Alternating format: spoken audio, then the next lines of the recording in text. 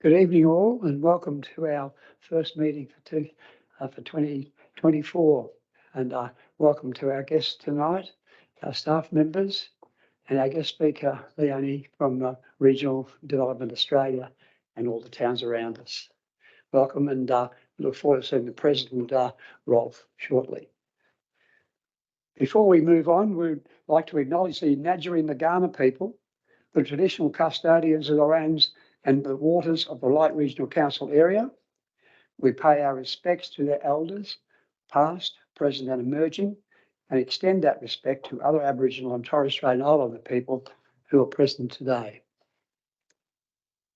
Do we have any apologies? And I do have one from Councillor Bill, who's, I think, broken his collarbone, so he's unable to be with us tonight, unfortunately. Any further apologies, councillors?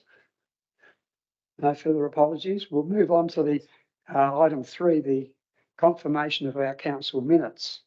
We have a recommendation on page 4 that the minutes and the confidential minutes of the meeting of the ordinary council meeting held Tuesday, 12th of December 2023 be confirmed as a true and correct record of that meeting. Would someone like to move that way? Councillor Fabio, someone like to second that motion?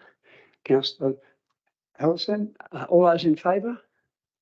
Against? That's carried. Thank you, councillors. We move on to our communications section, and I have promised everybody that I'll keep it to a bare minimum tonight. Our agenda is rather large. It was been an interesting period because we date back to December as our last council meeting, and I think one of the highlights to me was the Kapunda Christmas street party. Council really got involved in that this year, and it was a fabulous evening.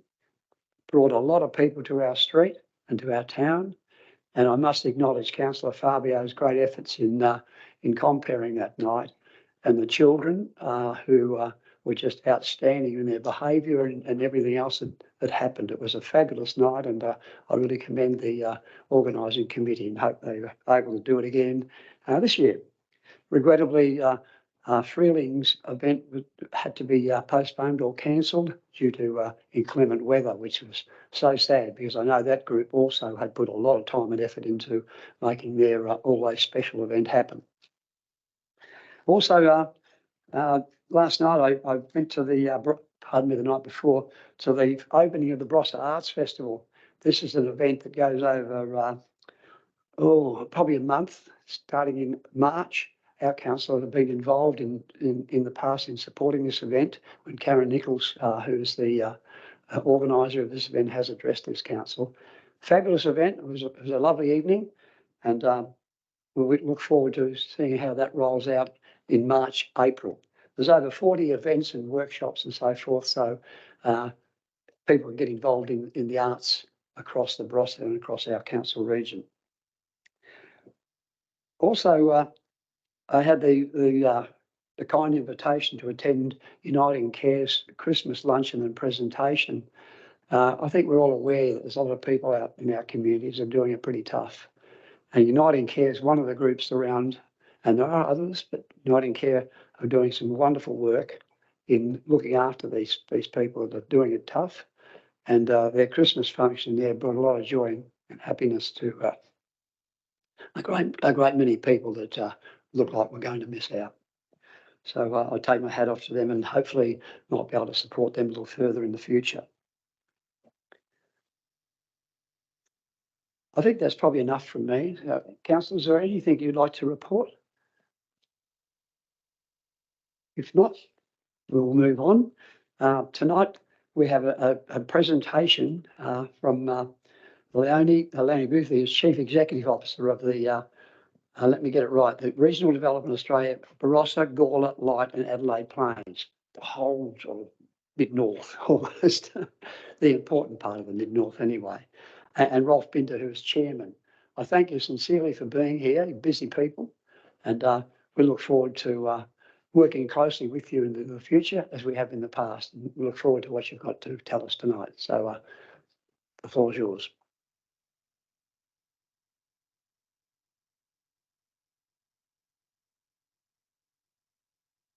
Thank you, Mayor Bill. And sort of to acknowledge Rolf Binder, our chair. I will try and move through the presentation as quickly as I can and give Rolf a chance to have a few words at the end. So essentially what I'm going to do is give you some background very briefly about who we are and what we do from both an operational and strategic point of view, and then really try and get to the key focus areas for us in the next 12 months, which will actually be our key focus areas, I think, for the next 2 years, and the staged process of actually working through them. So one of the biggest benefits of the RDA model in South Australia is that we have 3 levels of government support in terms of funding, but we are still independent. So we provide bipartisan, we have bipartisan support and have been established for quite some time, both in the Regional Development Board structure and RDA structure, but we are unique nationally in terms of having funding from 3 levels of government. So we have an independent board. Rolf is the chair. Andrew Morfitt was recently appointed as deputy chair, and Kyron is also one of our board members, and we really value his contribution to the board. The staff team all have some background relevant to their roles. So for myself as the CEO, I've got a background in economic development. We have staff I've run my own business, staff have run businesses. We have a varied level of experience in terms of, Zach from our team has worked for Invest SA. So there's lots of different things we bring to the table in terms of project management, corporate governance, etc. So we are a relatively small team. So current FTE is just over, sort of 6 people. Looking to recruit 1 more in the next couple of months to take us up to 7. Briefly, our funding structure. So all 4 councils in the Barossa, Gawler, Light, Adelaide Plains region all contribute the same amount of money. So we get substantial funding from the Australian government and from PIRSA through state government towards what we call our core funding. And then we also have project funding from time to time, either because we seek it out, where there is a need, or where we are asked to actually run a program, which we have been in this case for community leadership through PIRSA, which is not a space we're normally in, but because we exist and we are a good vehicle for them to use, we were asked to do that program. Our strategic pillars. So I've been on board for nearly a year. During May last year, we had a board workshop to just revisit why we are here, and this is what focuses us. I think the mission for me is the most demonstrative of what we do. So we create connections, we join the dots, we bring the right people around a table to have the right conversation at the right time. We find opportunities that may not have otherwise necessarily come together. But essentially our reason for being here is to grow our economy, support existing businesses, and really help our communities to be thriving and prosperous. In terms of our core operational aims, we want to help build business capacity and capability. So as you would know, the predominance of businesses in our region are small or micro. Most don't employ anyone. There's a number of medium-sized enterprises and obviously large enterprises. We interact with each of them differently. So in terms of small businesses, I'll go through that in more detail in a moment. We're focused on often trying to do one-to-many because we can't meet with 7,000 businesses one-on-one. Where we have larger businesses and those who are looking to invest in our region, we can apply more time to that because there are less of those people and greater return on our efforts. So we have business development and growth, which is all businesses. Investment attraction and business growth, which is working with project proponents to try and get investment into the region, as well as help those who are already here to invest further. We also have a big focus on communications, and hopefully you're all signed up to our communications platforms. So it's both promoting what we do, which helps us get refunded at the end of our funding period. It also helps us attract people to us to actually work with.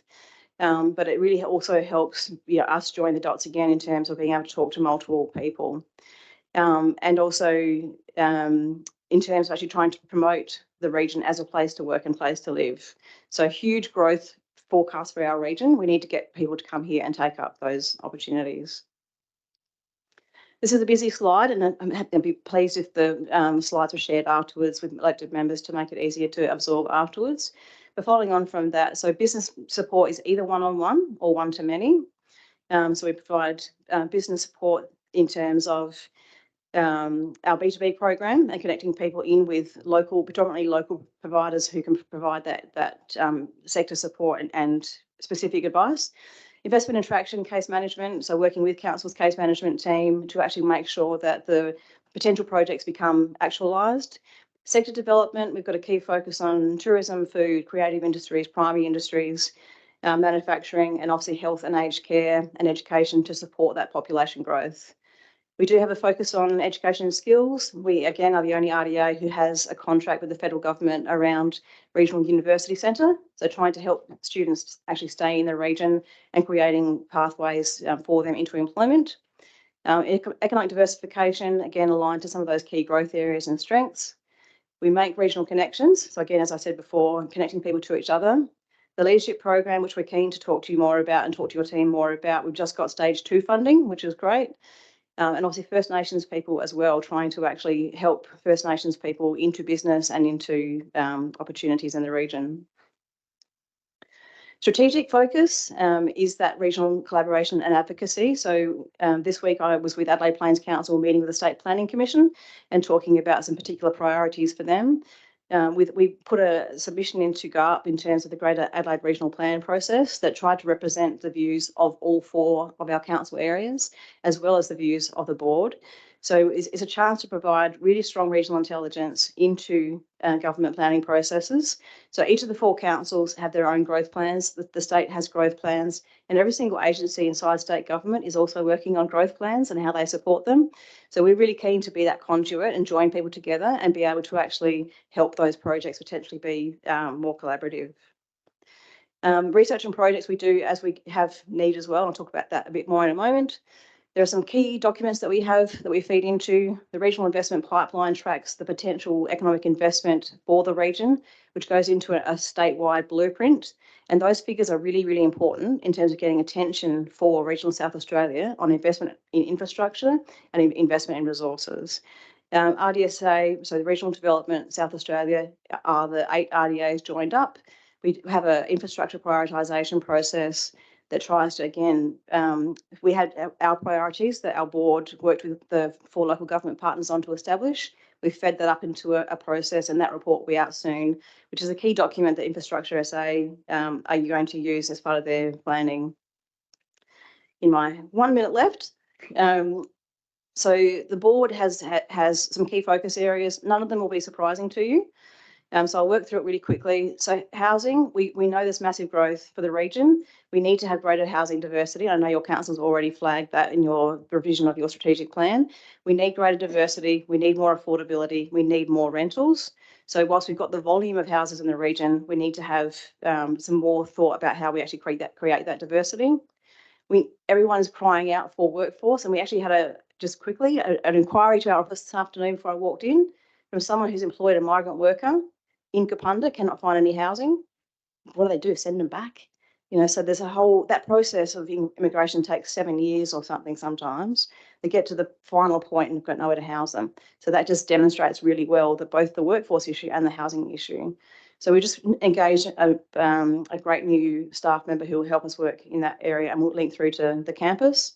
Sustainability, everyone is talking about how to shift to net zero by 2030. Different people and different businesses will have different requirements, different timeframes. So I guess having some conversations around how we actually have that environmental focus.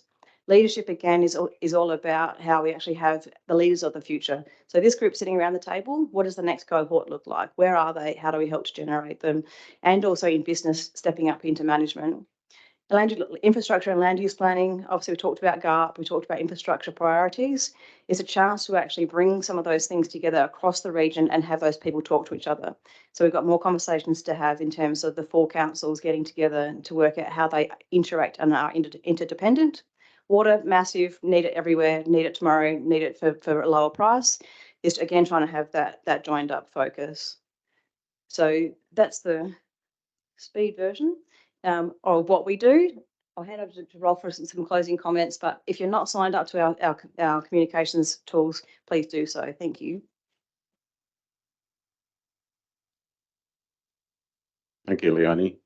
Greetings. I'll try and speak a bit slower, but it's very hard for Leonie to cover everything in 10 minutes. First of all, I'd like to sincerely thank Mayor Bill O'Brien, Richard and Kyron, just for the support and the involvement that you have in our RDA. You're a vital cog in our thinking, our machine. The other good news is that on the board of RDA, Light actually has 4 representatives. So myself, I actually live in Light. Don't I get 10 minutes? No. I live in Light. Andrew Morford, Deputy Chair, is Light. Bridget Kimber, who owns the railway station, she's in Light, and we've got Kyron, so that's wonderful. The other thing I'd like to highlight is our B2B support. As much as we work at the top level, as Leonie was saying, we also do a lot of support within businesses, and something like the Main Street of Kapunda, future main shopping area of Roseworthy, etc. It's vital that we get good, strong businesses with the nous and the intelligence to run those further. Another very important thing to consider is infrastructure. It's all very good that we have to build houses, but we have to work together to actually see what infrastructure is needed. I mean, everything, water, power, so on. Finally, I want to leave you with a thought. The Drovers encounter will happen. I'm confident it will. I wanted you as a council, as a chamber, to start thinking, how is Kapunda going to look with the potential of 500 visitors a day and 1,000 visitors on a weekend? Because it's big, Bill's smiling, I like it, but it's not just having them here, it's providing, it's feeding them, it's accommodating them, it's etc. So Kapunda is going to go ahead. Thank you very much. Well, thank you very much, Rolf, and thank you very much, Leonie. Councillors, are there any questions? Councillor Michael. Thanks, Mayor Bill. Thanks for your presentation. Are you able to maybe give us a couple of case studies or examples of what the RDA has been able to achieve in this council area over the last 12 months? I can give you some examples from this week, if that helps. And it's only 2 days in. Yesterday morning, we had a cross-regional discussion of all the economic development, some representatives from each of the 4 councils talking about economic development that led to me then going to having a conversation with the State Planning Commission yesterday around GARP to find out what the next level of investigation is. And the next conversation with that team will be around land use planning, how we have those conversations, what they look like, understanding what level of investigation state government's actually doing across each area, so that I can inform a board discussion in March that actually helps to feed that in. So that's the strategic level conversation. Earlier today, I was part of a meeting with Kyron and with Richard and with Bill with a potential developer around a potential development that we can provide some economic analysis support towards. So it's that kind of example, and that's of commercial and confidence development at this stage. But there's trying to actually help with economic analysis for those things. We actually also help businesses in the region who are applying for grant funds, again, do economic analysis to support their argument for investment. We work with businesses all the time in terms of the B2B program. So the list is pretty long. In terms of council's return on investment, so for the just over 40 grand invested that is leveraged, 8 times or something in terms of the leverage support, hopefully you can see that there's good return on investment. Yeah, I guess I just look at the Main Street at Kapunda and I don't necessarily see those outcomes. What would you be looking for? Less vacant shop fronts. Yeah. So again, so township economic development is one of the things on my agenda in terms of how we work with councils on that sort of stuff. So again, keen to catch up with council's economic development team. I'm happy to meet every month and talk about how we do that sort of stuff. So I guess that's where it is a two-way street. The more we are invited into a conversation, the more we can help. If we're not invited into the conversation, then we've got other people we can help. So really keen to be part of that conversation. Thank you. Thank you, Councillor Michael. Well, thank you, Leonie and Rolf. Oh, Councillor Colin. Yeah, have you, as a group, got any opinion on boundary reform?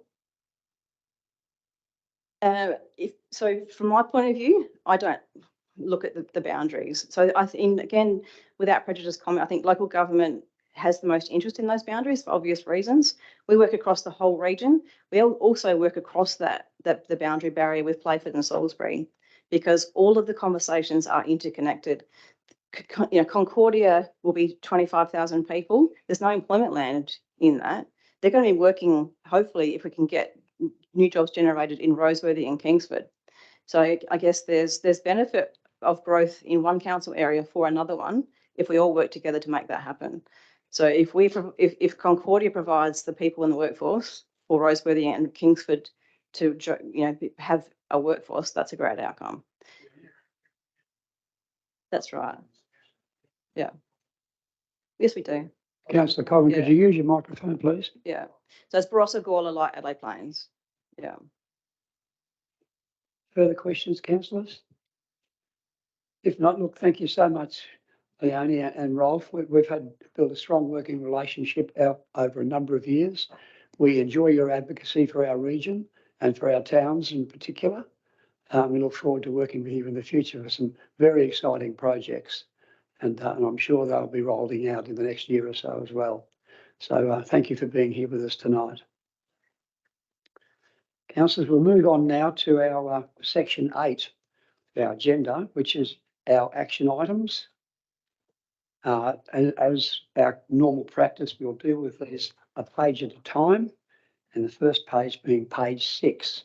Are there any matters on there that you would like some clarification on? Councillor Peter? The Oldham Street project, is there any current news about the sale of the 2 unsold blocks that remain? And if so, when will a report be provided to council? Councillor, Megan, could you follow that one up for us? Through the chair, the remaining 2 allotments, I believe one is due to settle at the end of February, and one has an interested party as of this week. Thank you, Megan. Further questions, councillors? Page 6. Councillor Michael? Thanks, mate, Bill. I've got 2 questions on page 6. First question is in relation to the event strategy. I just note that there's still no time commitment to when the event strategy will be available. And then I have another question after that. I might pass over to Kyron if Kyron, could you provide some information on that, please? Yes, so we have a new resource on board, which is excellent, working on that project as we speak, and it's a priority for them. So we've actually got an internal workshop in the next couple of weeks, start of Feb. I think what the council is going to be interested in is the implementation plan. So not necessarily the strategy itself, but what are the funding options to achieve real outcomes. So that's really the work that we need to do. Over the next couple of weeks is looking at what an options around implementation might be for the council's consideration. So I suspect, in the coming weeks, the council, will be in a position to receive more information. Does that mean there'll be a strategy presented at the next meeting, or? I guess we'll just see how we go with our internal workshops, looking at an implementation plan and how that fits with the agenda as well. Can we not just put a date? Can we fix a date so that we've got some closure on it? I guess that's up to the council if they want to set a date on it. But I guess we're sort of taking into consideration all our other work as well. I guess I'll be guided by the CEO maybe, or are we going to bring this to a conclusion? Or Yeah, I think that was a pretty fair answer, to be honest. And it's obviously work in progress. There's new resources available to fast track. I'm not trying to be critical here, Bill, but it's been a work in progress for almost 12 months. I'm just The trying resources weren't there till to now. it's going to be finished. As Kyron rightly pointed out, there's extra resources available now. So that should be.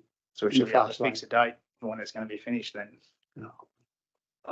I probably can just make another comment. I guess in terms of the implementation plan, it does rely on council's discretionary funding, I suppose, for that particular service. So I think that'll get some discussion at the workshop on the 6th. Yep. To have a look at some options around that. So look, I think it's certainly something that will play out in the discussions on the 24-25 annual business plan and budget. So that's what we're aiming for in terms of a staff timeframe. I'm not sure if you're going to be able to implement anything sort of prior to that sort of timeframe. Yeah, I was just in relation to when we might see the plan. My second question was just in relation to engagement with Horizon. What were the? I guess it's a similar theme. Can we sort of put some bookends around when we might, or when you or whoever might meet with them? And so just note that each month that sort of we met, there was a response. We met, there was a response. I appreciate that's probably frustrating for you too. I'm just wondering if we can try and, set a target. We're going to meet with Horizon by June and present a report to council or whatever. It'd be good to see that, I guess, as a general theme through these actions. Yeah. Thanks, Councillor Martin. Anything to add to that, Corin? I looked at probably the only comment is meeting with Horizon. They need to meet with us as well, so we can certainly request a meeting. So we're a little bit at their mercy. In terms of the engagement that we had with Department of Infrastructure and Transport has been frustrating. We were working with 2 contacts up until December and touching base again first thing this year. They're no longer working under property and facilities, and we have 2 new contacts to work with. So, and probably a change in the strategic direction from the government as well. So, there's always going to be both those parties that we're going to need to work with to get an outcome here. But certainly things are progressing, but just not at the speed that anyone would like, unfortunately. But we'll certainly look to have that meeting with Horizon in the next month if we can. So I think we'll try and schedule that in. Thank you, Corin. Anything further on page 7, councillors? If not, we'll move to page 8. Councillor Peter. The historic Anglevale Bridge. I see in the notes here that Playford Council are acting as the lead council, understandably, but undertaking a procurement process for design and construction of a new pedestrian bridge incorporating heritage elements. Now, the sky is the limit. I can't even imagine what would come of that, but do we have any say in it? Thank you, Megan. Through the chair, the procurement process being undertaken by the Playford Council will provide us with some options and some high-level cost estimates, and they will then be presented back to council. So yes, you do have an opportunity to have a say. Yes. May I say that an awful lot of money could be spent on that project and it would just be a pedestrian footbridge. And my benighted thoughts about it are that in addition to the existing bridge, an outrigger could be put on the side of it and as a pedestrian and bicycle walkway. I just can't imagine what's going to happen to join the 2 old abutments up. But I hope we operate economically on it. Councillor Peter, I think your questions are very relevant and they're very sound, and it might be in our best interest at some stage if we get some little presentation from Playford's engineers to put us in the picture. I can see where you're coming from, and it's very reasonable. If we could get some picture as to exactly where it's up to at the moment and what the budget lines are, on our part and on their part, which are of course, the major contributors to that. Yes. But I do agree that there's been very little communication between Playford and ourselves for some time, certainly not at the council level here. So maybe we can work that one forward. But thank you for the question. Anything further on page 8, councillors? If not, we'll look at page 9. Anything there, councillors? Page 10, we go to infrastructure and sustainability reports, our first report for the evening. It's 10.1.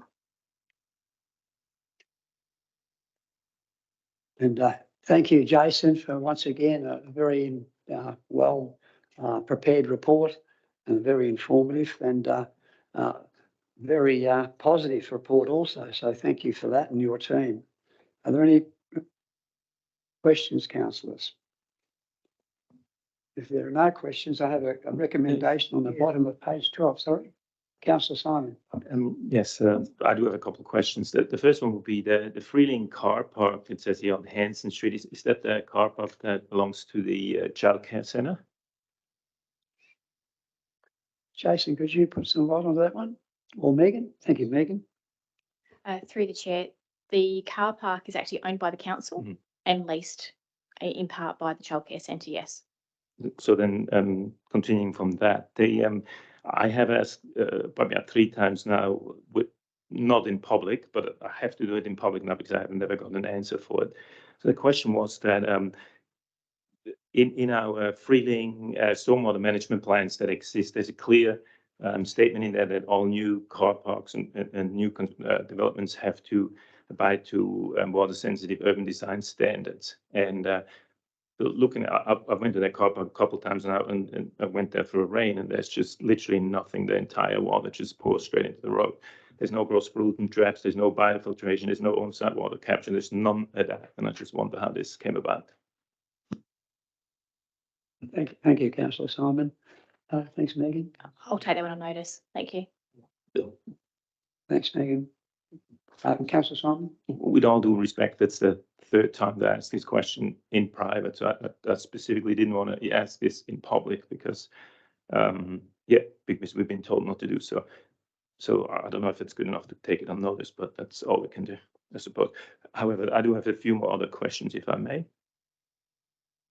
So I was wondering about the Cliff Road stormwater that's upgrade or whatever that is. And I just wonder, it says in progress, and I've driven down Cliff Road today and I can't see any actions. I just wonder what that progress actually is.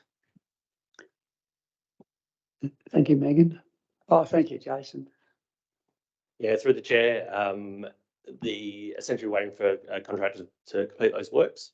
And it really is looking at pulling stormwater out of one of the properties, the reallotment of Cliff Road, and getting the water over the western side of Cliff Road.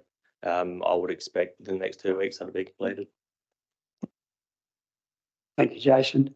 Further question? Yes, please. There's a IAM review of transport assets, and it says there's the a strategic document review, and then there's a report that's been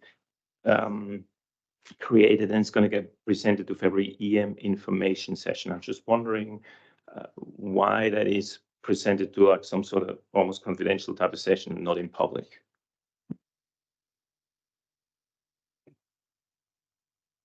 The February information session is a public session. Which session is that then, may I ask? That is the session at the Hewitt Centre, is a public session. The last 2 have been public sessions, unless we specifically move into confidence. All information sessions or briefing sessions of council are open to the public. Thank you, Richard. Thanks for that. Anything further? So there's one more other point. I guess it's been a sore point for me for a while. There's towards the end, there's a 3, it says greenhouse gas emission audit, House of Tomorrow greening plan. And these are all things that I've been mentioning for quite a while. So specifically the House of Tomorrow, I have submitted the business case for the House of Tomorrow. Back in the days, it was called Model House in the 24th of February 21, which is almost 3 years ago to date. And it was considered at a March 21 special meeting and deferred with the words that we're going to get like upgrades in that financial, or like we're going to get a report on it in the financial year. I just wondered where we actually at with that and how it's taken so long. That's something that back in the days when we discussed this at that meeting, everybody was really positive of it, and everybody seemed like that's really something we should be doing. And I think I've never heard anything negative about it. But we still 3 years later, we still haven't done anything about it. I just wondered why that is. And the other two are a bit similar because we've talked about the greenhouse audit for a while and the green plan anyway. Not sure if someone can add to that. First of all, I think the House of Tomorrow, the business case, I remember the business case. I wasn't involved in it, but I do believe it was deferred, as you said. But we've gone with the House of Tomorrow, partnering with the District Council of Mount Barker, and that is to promote those building principles to the public using the builders through Roseworthy and the Mount Barker growth. I'll seek some further information on that for you, and also the green plan status. Councillor Michael. Thanks, Matt. Bill, just a question in relation to Roseworthy Road. Is there a timeframe on when that seal will be complete? And is someone able to just give us a bit of a view on what the pavement construction is in that area, that sort of eastern extent from Teely Highway towards the Sturt Highway? Thank you, Jason. I'll put a disclaimer in saying this is my project, but I'll try to provide some update for you. As far as the seal road, there's some paperwork that's been done today. Foam bitumen on the western side of Teely Highway. There's a cement and lime pavement that's being constructed on the eastern side of Teely Highway. I'm not too sure on the dates of the seal at this stage, Michael. Megan might be able to give you an update on that. All the other questions? Okay. Thanks. Through the chair, the seal, I believe, is going to be in around 2 weeks' time when the contractor is available. However, because it's got the slow points as you come up to the intersection, that they can't be completed for a few months after the seal goes down. I must say, as a general practice too, we've had what we call street corner meetings, I suppose, and this road was one of them where all of us as council members were invited to join the local people there for a rundown on what was going to happen on that road and when, and what the quality of the bitumen would be, and that was held just a couple of weeks back, and regrettably 3 of us turned up, but it comes out via email. Did happen. Or I apologise if it didn't, but 3 of us certainly were there. But anyway, that's beside the point. Anything further on page 11? Nothing further? Yeah.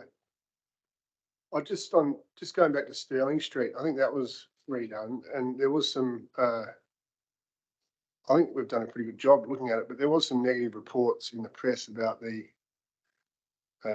what we're doing with the guttering, the heritage guttering. Stirling Street. And we did have a Street meeting. Which Jane and you were there too. A few of us went there, but and they were all happy with it at the time. But then I got a few emails of complaint about the way the guttering was going. But I don't know, does anyone else get any of that with the replacing the bluestone? So what are we doing? So the bluestone's just getting stored somewhere, is it? The bluestone being stored somewhere, Megan? Through the chair, we do actually reuse the bluestone on other projects. You might have seen some of it around, for example, the Kapunda Senior Sits. We've reused it in those sorts of areas. So it's not being wasted or disposed of. But it's not an option, is it, to not put it back as the way it is? Because some people are asking if they paid extra, can they have the blue stone guttering put back? And I say they can't. That's pretty well the way it works, isn't it? I think that's the case, Megan. Yeah, it's kind of sad in a historic town that the bluestone couldn't be replaced, but I guess there's practical reasons for that. You know, at the meeting we had, everyone seemed very happy, didn't they, that the bluestone has been replaced? But then since then, I've had phone calls and emails Yeah. to the contrary, so I don't know what's going on. Yeah, thanks, Councillor Collins. Anything further? If not, there is a recommendation at the bottom of page 12. Would anyone like to move that way? Thanks, Councillor Len. Would you like to speak to the motion? Councillor Peter, second that. Would you like to speak to it? Any questions or comments, councillors? If not, I'll put that recommendation. All those in favour? Those against? That's carried. Thank you, councillors, and thank you for the report. No, it's quite a team. We move on now to section 12. This is our reports for information. And the first one is Rosebery College Road and Gartrell Street. Quite a comprehensive report. Are there any questions, councillors? Councillor Michael? Thanks, Mayor Bill. Maybe a mixture of questions or comments. So I was sort of anticipating that we would receive the report that was set out in the motion this month. So I just note that the costs and the proposed remedial actions aren't in here because the investigations are still ongoing. I guess my request is that we finalise this by March with the costs and with the recommendation on what we're doing about it, because it's been hanging around for, as a ratepayer was keen to point out to me recently, it's been hanging around now for 12 months and we still don't have an answer for them. And Councillor Michael, this is a report for information, so I would need a motion if you want to move that way. Yeah, I'd like to move the motion then that a recommendation be put to council by the March 2024 ordinary council meeting on a proposed strategy to repair College Road. Councillors, you understand that motion? Do we have a seconder? We have a seconder for that motion. Yeah. I was just, see.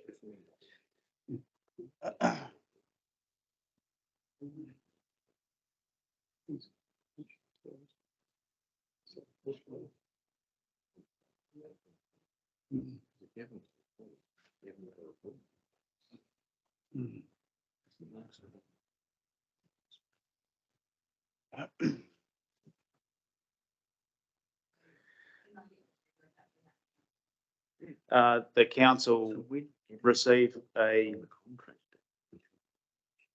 fully costed report presenting a recommendation on Councillor Michael, you may not need to go any further. Just looking at the conclusion of this report, we're not going to get the report from the contractors till March. Yeah, we're going to have to find a way to make it happen faster. And the final report will be provided to council likely in April. Yeah, likely in April is not good enough, Mayor Bill, so I want it in March. Do you want to continue with this motion? Yeah. Okay. Presenting a recommendation on a repair or remedial strategy for College Road between Gartrell Street, sorry, not Gartrell Street, between Motherwell Road and Cliff Road. Yeah. I read the name of the road escaped me. Yeah, that's not good. Oh, I don't know if you can link it, Carrie, back to the motion that was presented back in September or whatever, because that motion sort of set out what was asked for. anyway. But if not, I don't think it matters. It's up to you.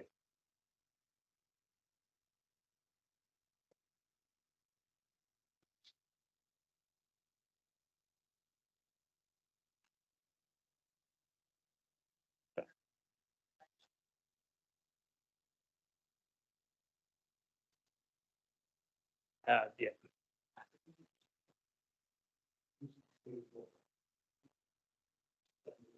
Oh, it is, yeah. Thanks, Jane. College Road.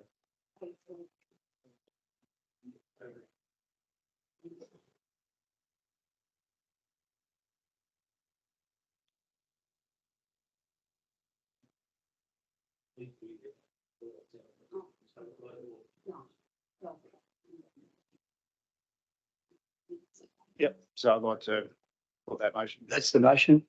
Thanks, councillor Michael. Do we have a seconder for that motion? You can read up on the screen. Thanks, councillor Colin. Any further discussion, councillors? Oh, yeah, by March 2020, ordinary council meeting, yeah. We're changing it again, are we? Well, I said that to begin with, it just wasn't. Okay.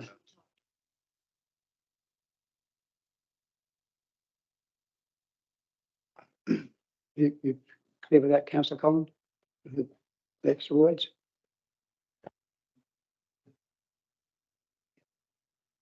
Right. Yes, we've got a first, we've got a mover, and we've got a seconder. Any further discussion, councillors?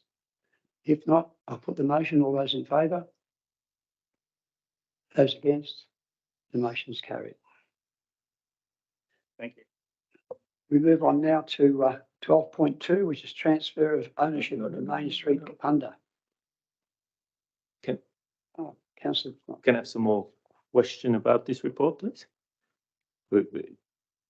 That which We report, haven't councillor? really finished report about College Road. I mean, we got a motion to get a report to the March meeting, but I still, in this report, I have a couple of questions, if I may. You want to ask a question? Yes, please. Okay, definitely.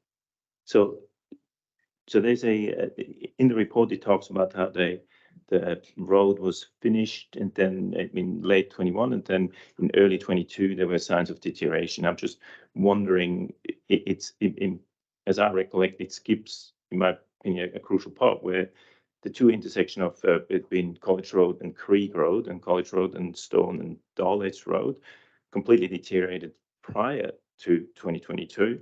And they were completely, entirely replaced with a hot mix in those intersections. It doesn't mention it anywhere. And so I just wondered why, if my recollection is wrong or this report doesn't, or skips that. Thanks. Thanks. The intention is for this report not to be comprehensive. This report is to simply give an update of where it's at. Once we've got the report from the consultant who is currently undertaking their investigations and provides that report to us, we will then be able to either execute the motion that has just been moved, or we won't be able to execute the motion and it will come in April when it was originally planned. Without the information, without the report, we do not have the confidence to bring any information back to the elected members for remediation. So the next report will be the report that closes it out with a very, very clear direction forward. But this report is simply to provide an update. Thank you, Richard. If I may, with all due respect, my question wasn't really about the future report. My question was why, well, literally, I'm just pointing out that there's a mistake in this report because in early 22, there were signs of deterioration, which is not true. It was late 21, and it was not signs of deterioration. We had a complete replacement of two intersections. I'm just wondering why that, in my opinion, quite crucial detail was left out. But actually, that leads me to the actual question. Do we have any list or whatever of the cost so far? Because we would have to have a fairly clear indication, well, very precise indication of what the costs were so far. I'm not saying the investigation, not saying the future cost or whatever, which this report should give us, but what have the costs been so far to fix the bad construction? Thank you. I think we'll take that question on notice and include it in the next report.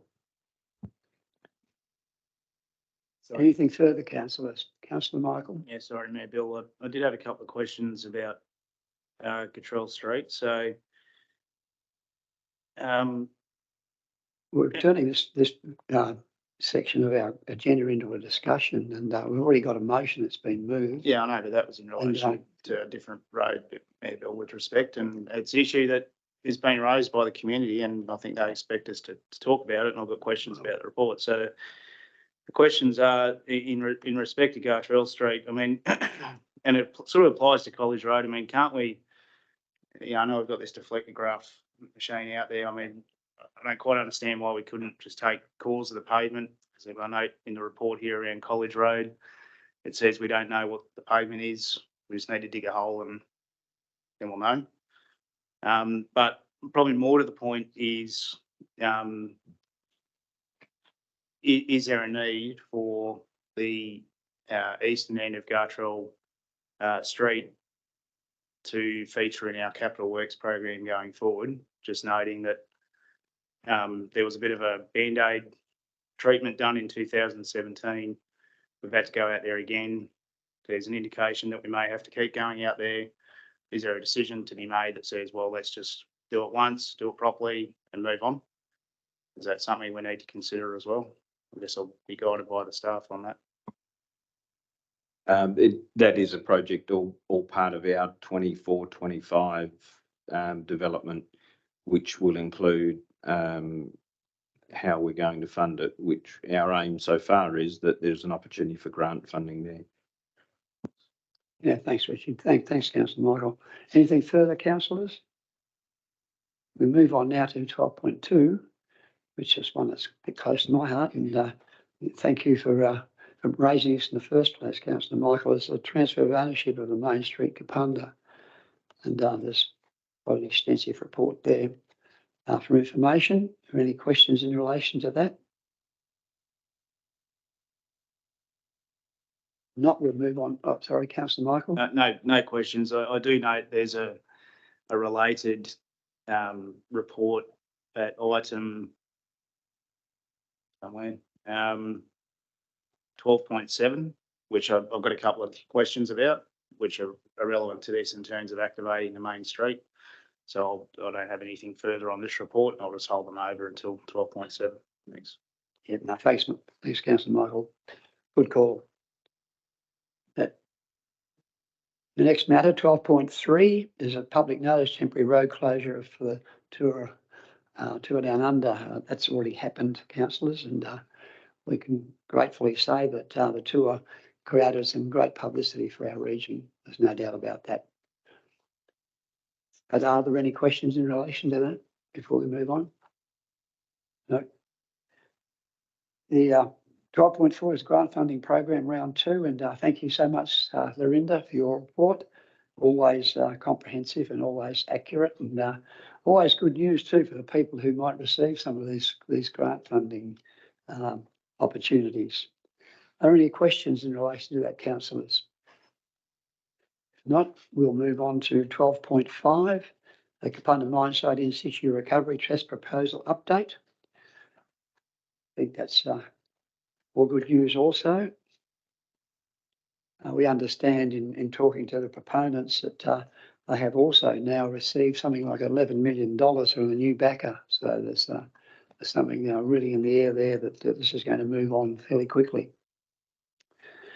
Moving on to the next item, if there's no questions in relation to that, 12.6, Drovers Encounter, Activating the Opportunities Update.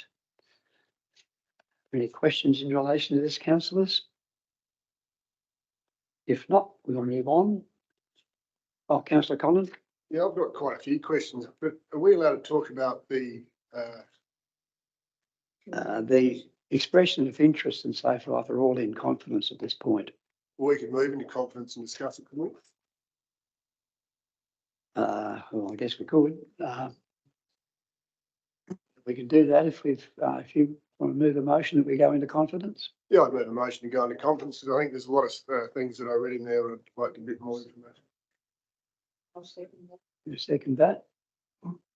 Any further comment?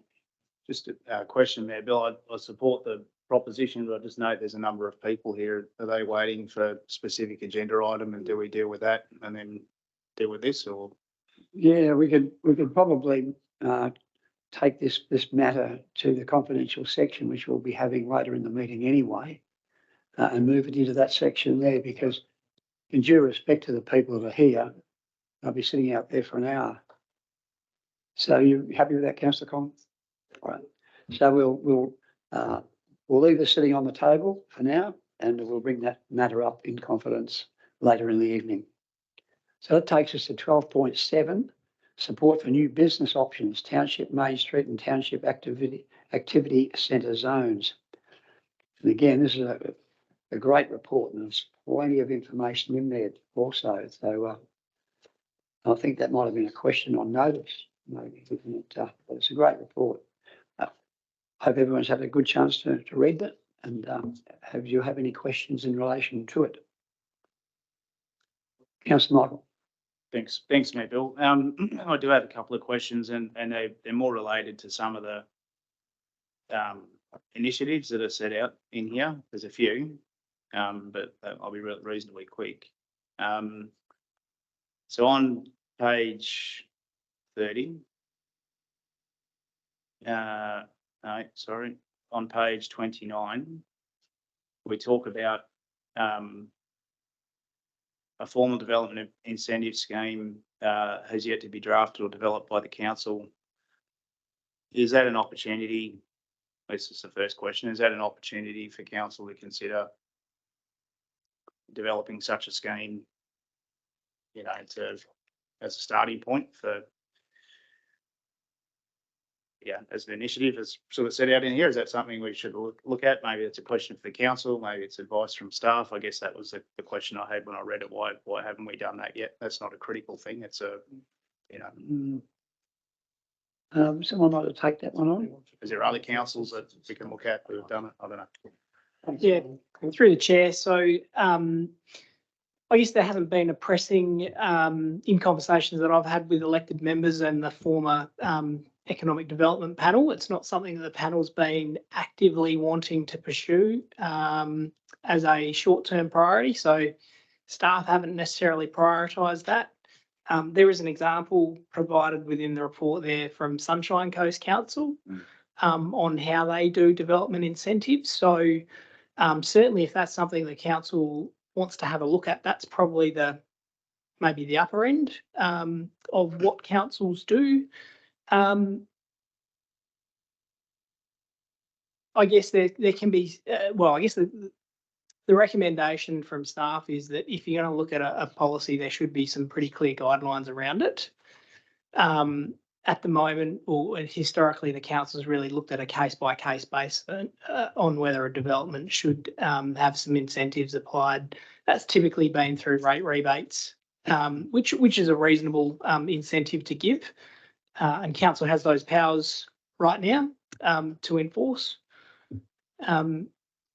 Yeah, so I guess we'll be looking for guidance from the council on if that's something they want us to draft something up.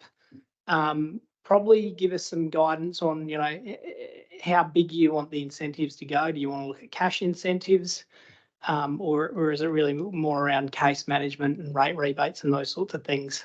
Yeah, I mean, I think it'd be matter for the chamber to consider, you know, and perhaps I'll think about that for a future meeting. I was thinking something more targeted to, you know, getting businesses or tenants here, as opposed to, you know, I think developers can pay their own way for the most part, but you know, it's how do we incentivise people to set up shop in Kapunda?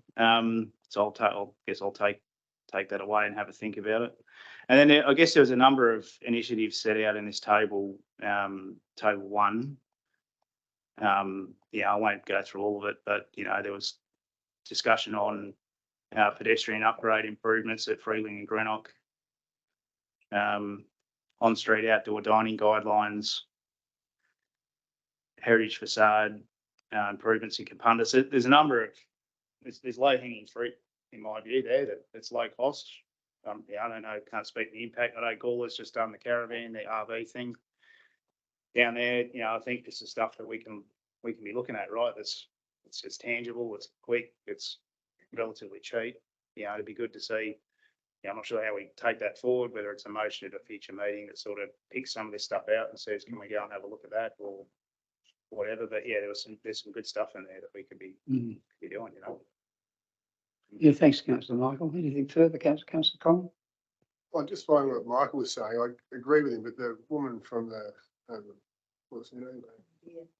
The RDA, but she was saying that there are a lot of small businesses, wasn't she? And I think that they're the ones that maybe we can engage them to help us rather than you know, get outside help from there. I think the problem with rates in the town is a lot of the new businesses actually aren't rate payers because they're leasing the thing, so that the lessor would be the beneficiary of that, wouldn't they?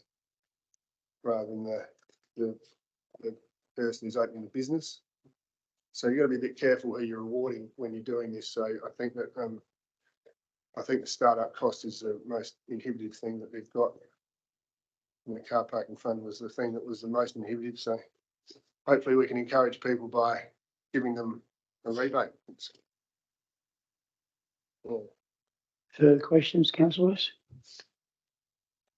I've got a motion without notice that I've heard earlier, and with the help of staff, and yeah, I'd like to put that up and put it to the vote if I could. I think that basically just an 80% rebate for any new businesses that are starting, and also we'll look at replacing the fund in the future with a fund that's more flexible and one that we can apply in a simpler method for every new business proponent. So yeah, but it just basically uses the same map that with everything's the same apart from we'll just give them an 80%, and then it's got the 31st of December 2005 or 25, and then hopefully by then we'll have a new car parking fund in place, which will be, as I said, more flexible. Hopefully it can attract a few more people. Councillors, the motion is not up on the screen as yet. We might be having a few issues with that. There it is. But we all have a copy of it. It's been passed around. Hopefully we've had a chance to read it, and thank you, Colin, for preparing it, and thank you for reading it out to us so we understand what it's about. So I have a mover. I need someone to second that, and Councillor Fabio. Are there any questions, councillors? Councillor Simon. Yeah, the one question I would have is, it says provides a subsidy of 80% of the cost.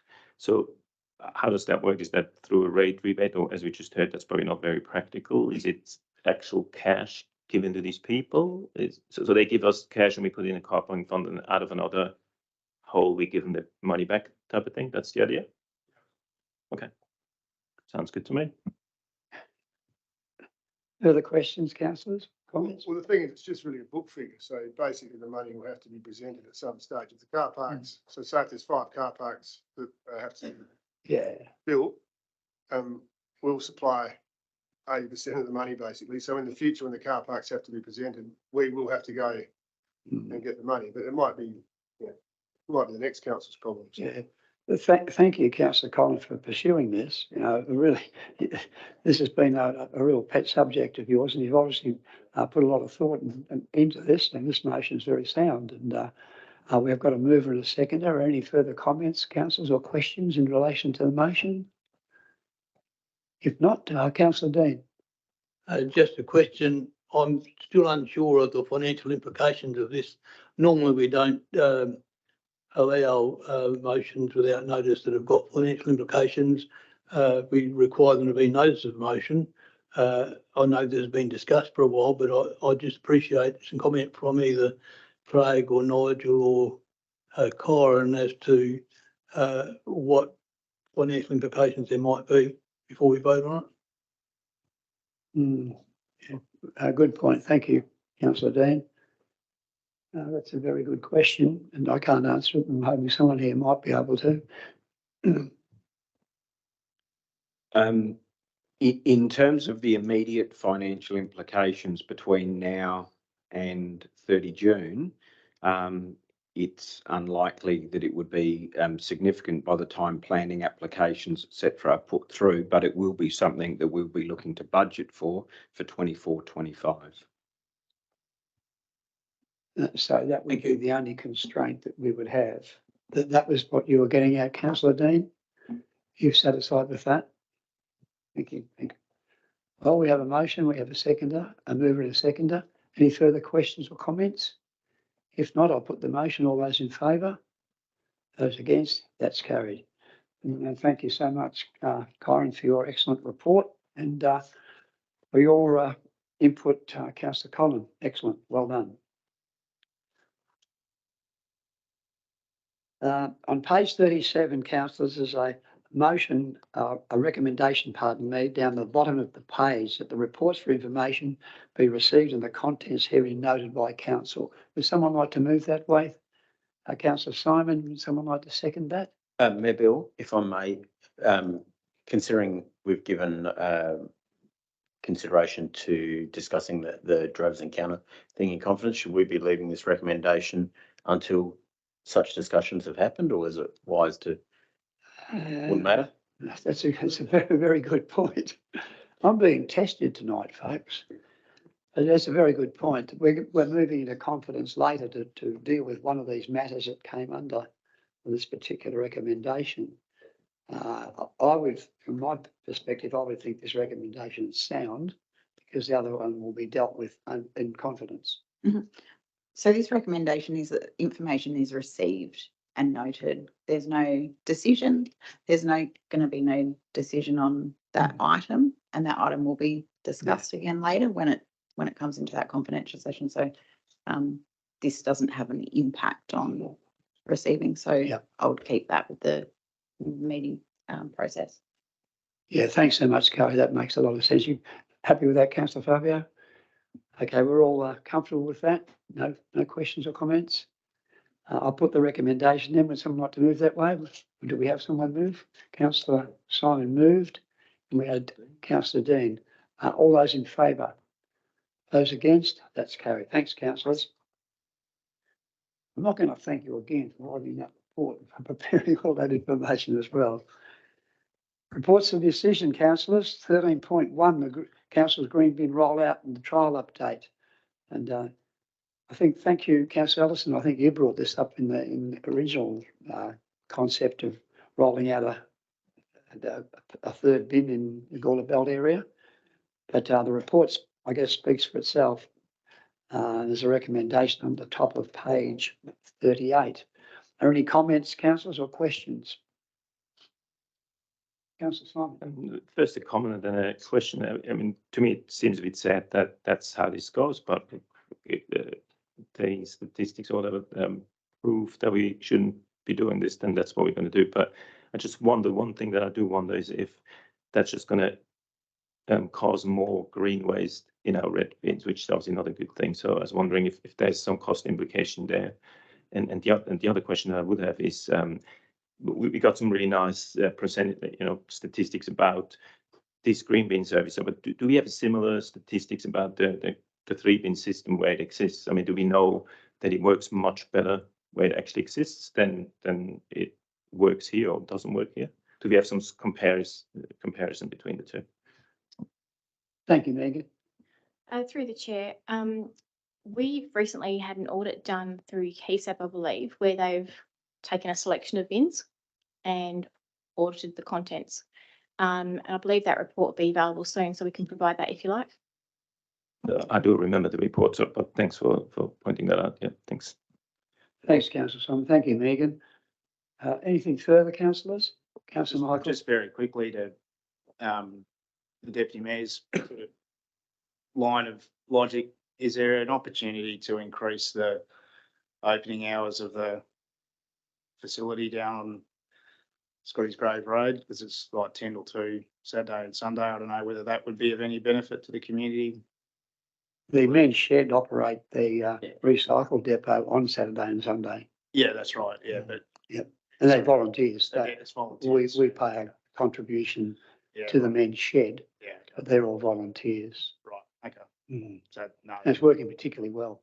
Yeah, I agree. I just wondered whether it could be Yeah. open more often. That was the question, but it sounds like if it's a volunteer based thing, maybe not. They take in all the electronic stuff too, which is helps a lot of people out. Okay. Yeah, thanks, Councillor Michael. Councillor Ellison. Just further to that, I went for a drive around the Gawler Belt area yesterday because it was Green Waste Pickup Day for Gawler Belt. Now, I can't talk about Hewitt, but I would suspect that the green bins probably work a little bit better in Hewitt than they do in Gawler Belt because we're acreage. Yeah. So, for instance, in my street, every now and then there's 2 bins out for the green. Otherwise, I don't see any in my area. So then I travel around a few bigger streets in the area, and it's probably every 4 or 5 there's a green bin. So as I said, because we're on acreage, we all tend to get rid of our green waste within the acreage. Or lots of people got chooks and ducks and different things like that. So I'm only speaking about Gawler Belt. It may work, and I'm suspecting it works quite well in Hewitt because, of course, they're not on acreage. But yeah, for the Gawler Belt area, it's not. And I'm one that returned my green bin when it came out. So as several other people in my street did, because we weren't using it. So yeah. Thank you, Alison. That's kind of you to provide that. And the people have spoken. The report's telling us that. So. I mean, I think it was a good move to get out there amongst the people and find out. And, I thank Kevin for doing that. He's a good operator.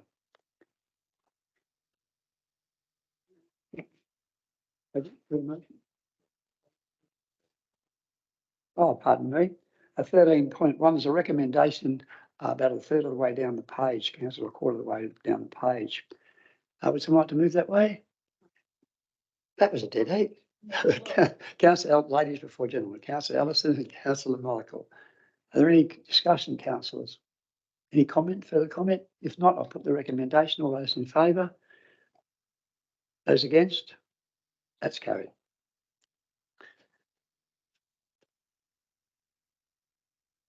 We move on now to our delegations update.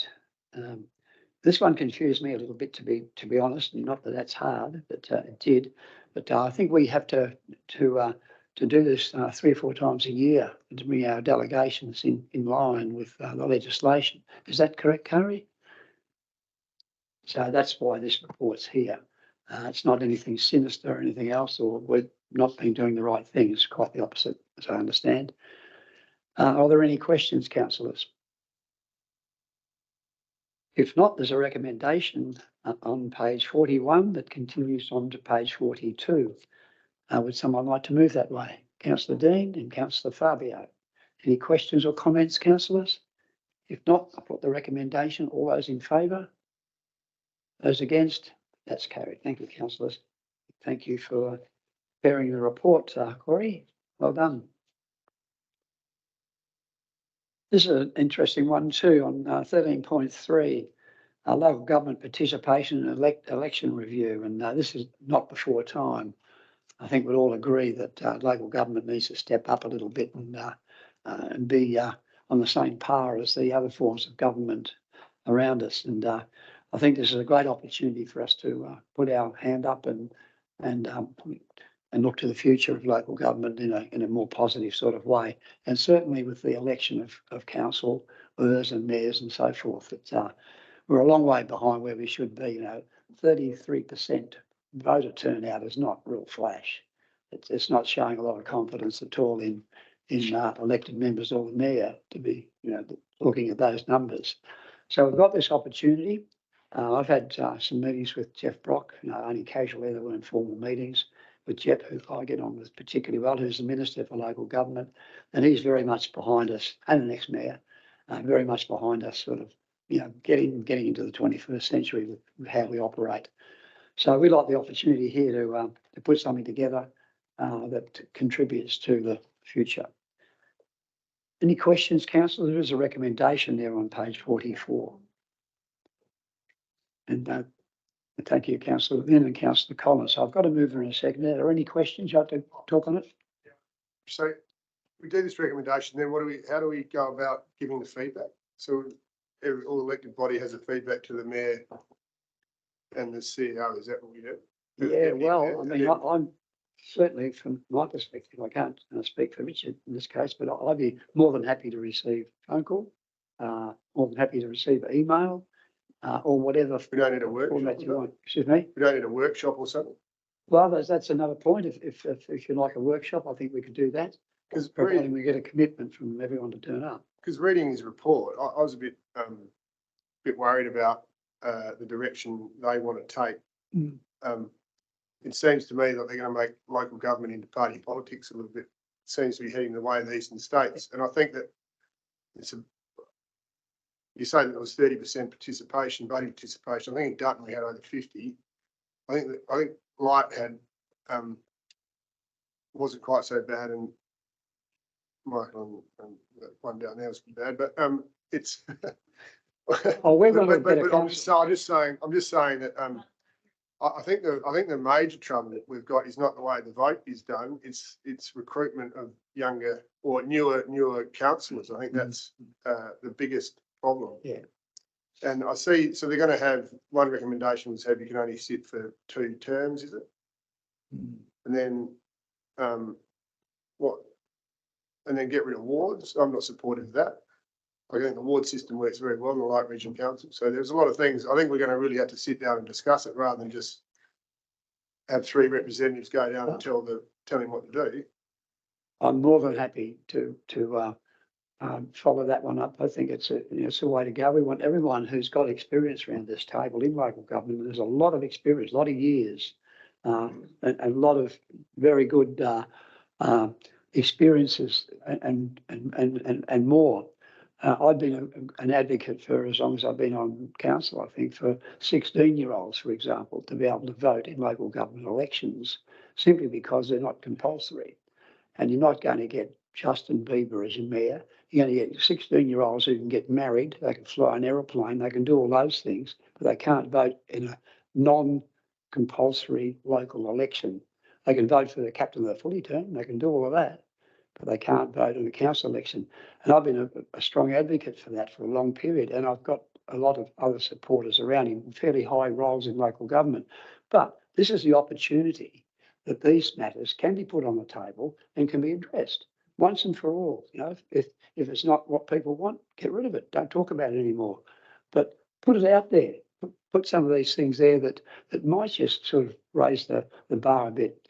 I mean, the difficulty we have, of course, and I'm not talking through my pocket, but to be a mayor, you almost need to be retired. If you've got a full-time job or a full-time business, you're going to find it very hard. And I say that in all honesty, in 14 years experience and having been in business and a mayor, I struggle like crazy, absolutely. I've got more time now, but even though that's not that simple, but it is much more simple. So we eliminate too many people in that respect just alone without dealing with all the other matters that might come up too, the political matters. So this is a great opportunity, I think, to sort of sit down and have a talk about it and come up with a really good set of recommendations. And I think a workshop is a damn good idea. Yeah, I'm prepared to support the motion, but I just want to know how the mayor, the deputy mayor and the CEO are going to get the feeling of the elected body and also the community. I just think it's a bit loosey-goosey the way we're doing it. Well, with the agreement of Deputy Mayor Simon and Richard beside me here, if they agree to a workshop, that's what we'll do, and we can make that decision right here and now. Could we just add as the point that we organise a workshop? Yeah. I don't know, in a month's time, 2 months' time, whatever. Just add another point into the recommendation there. The third point. That we call for organise a workshop to discuss this matter, then we authorise the mayor and blah blah blah to provide the feedback. But that would work. I just got to make a suggestion. A workshop is what we need, but if everyone's to study and to read that thing and then have an opinion, we could just have it half an hour before the next meeting and just say, right, before the next meeting, we'll sit down for half an hour, nut it out, and then at least everyone's got some input. You can write an input. You can, until then, you know, because I don't want to come on an extra day. Oh, no, If no, I we could- agree. If we I could fill it agree. in on a day, in the February meeting for Yeah. half an hour before, I think we could knock it out and If people come prepared, you know, with their ideas, well, that's a reasonable and fair sort of, you know, a process. What do you think, Richard? Oh, Carrie, would you like to have a view? I suppose, with regards to, councillor Collins' recommendation to have it half an hour before a meeting, mindful that there is 40 questions and there are going to be 10 people around a table wanting to input. Half an hour may not be substantial enough for everyone to have their say on the 40 questions. So if they come with all pre-prepared answers and then it's an option to collate them all and have everyone agree on them, I would still question that whether half an hour would be appropriate, but I'm open to the memberships or having or have an additional council, it would be a special council meeting if a decision was to be made, rather than an informational briefing session would be the recommendation from governance, so.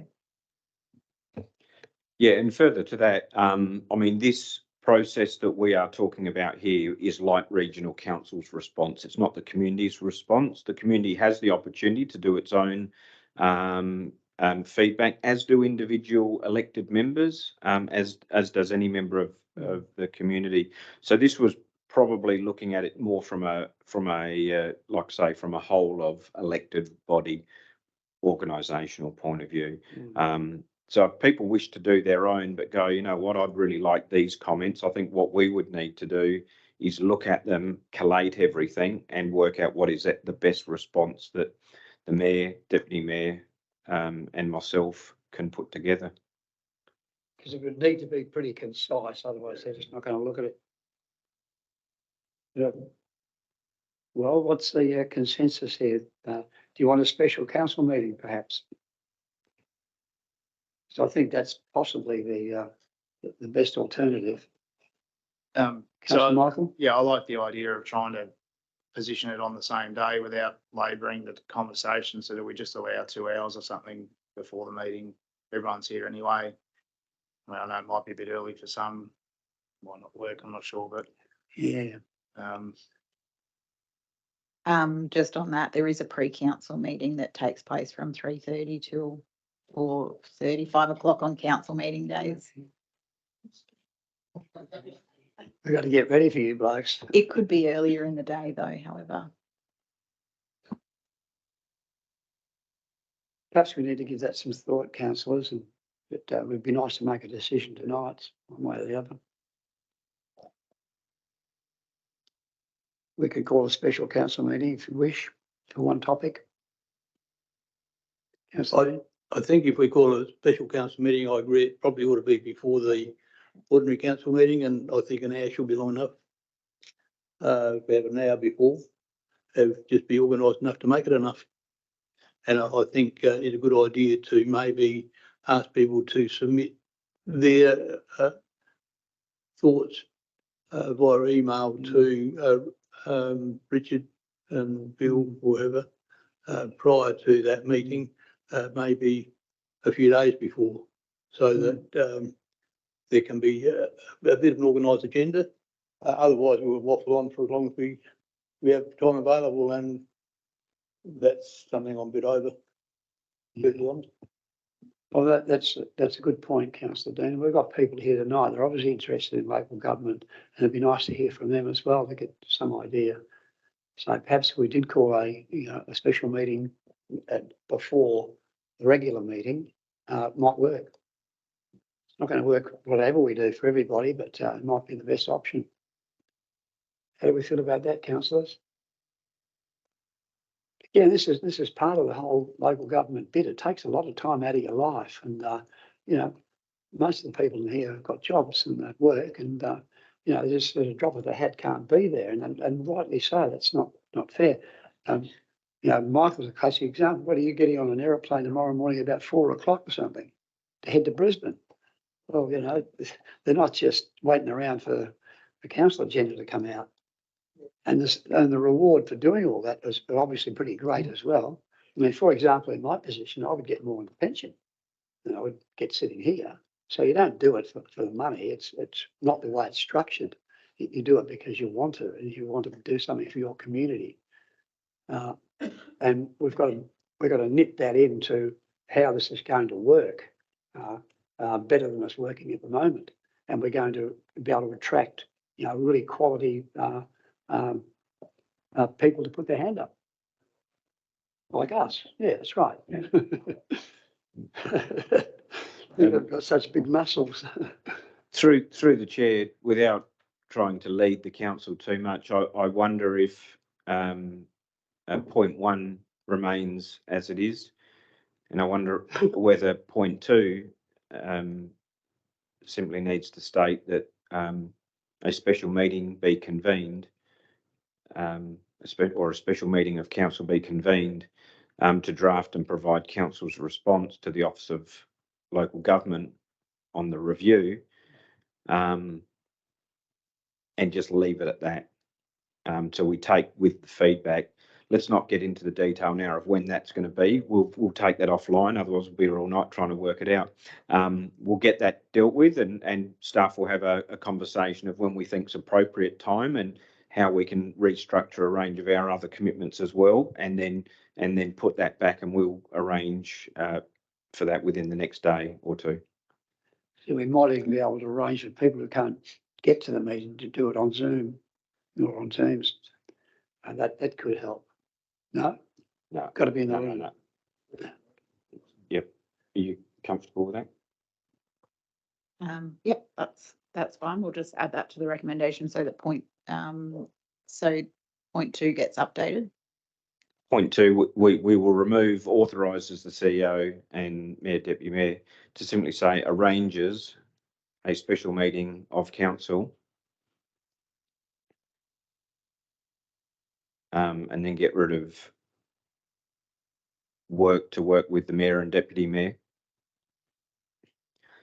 to draft and provide council's response to the OLG, and after review, full stop, get rid of the rest. I feel that probably covers off.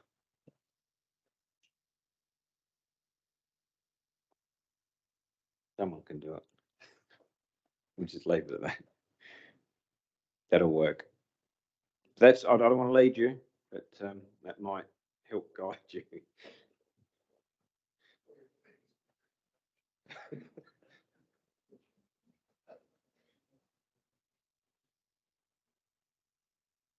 Excuse me, Carrie, is there any other way we could get round that Zoom option? Because that could be the thing that makes it work. No, sorry. Even if we don't move a recommendation at that meeting. We don't move any recommendation. You need to be we just mindful take about action. making decisions and external to a meeting. So it would be my recommendation, governance recommendation, that a special meeting would be held, not an informational briefing session. That's fair. All right, we've got a motion up there, councillors, or recommendation, pardon me. Would someone like to move that way? Oh, Councillor Linda, you already did you? And Councillor Peter. Oh, 2 of the senior councillors in the room. Well done, thank you. Got a mover and a seconder. Any further discussion, councillors? If not, I'll put the recommendation. All those in favour? Those against, that's carried. Thanks, councillors. I think this will work out pretty well. We didn't want to help our communities and be on council. We certainly wouldn't be here taking up this much time, which is quite a considerable amount to still go. There's 13.4 is the update to the Code of Practice for Meeting Procedures. The agenda delivery. There's a recommendation about halfway down the page. Are there any comments or questions in relation to this, councillors? Is there any further updates or further updates? You've got updates, Carrie? Thank you, Mayor Bill. I suppose just to provide some additional information. So this report has been provided following on from the earlier report in September, which I think has been noted in that report. Legal advice was received within that However, this has been a continued query from some elected members, so we've provided a report to provide additional information. I suppose just noting that it's probably preferred not governance practice and not transparency for the community to go ahead with an earlier agenda due to legislative requirements of motions on notice and questions on notice. And then the additional, which has been further discussed, is the timing consequences. So with regards to agendas coming from committees, this will also, or agendas going out for committees will also impact that heavily. And then the turnaround time for reporting from committees through to council would leave it very, very restricted timeframe. And supplementary agendas, as mentioned, is certainly not a preferred governance option.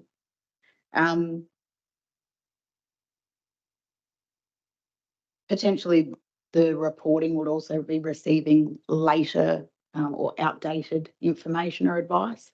And then decisions, if companies, businesses were to approach council, decisions may take an extended period. So dealing with council may take community longer because of having to report into council to get decisions out of it.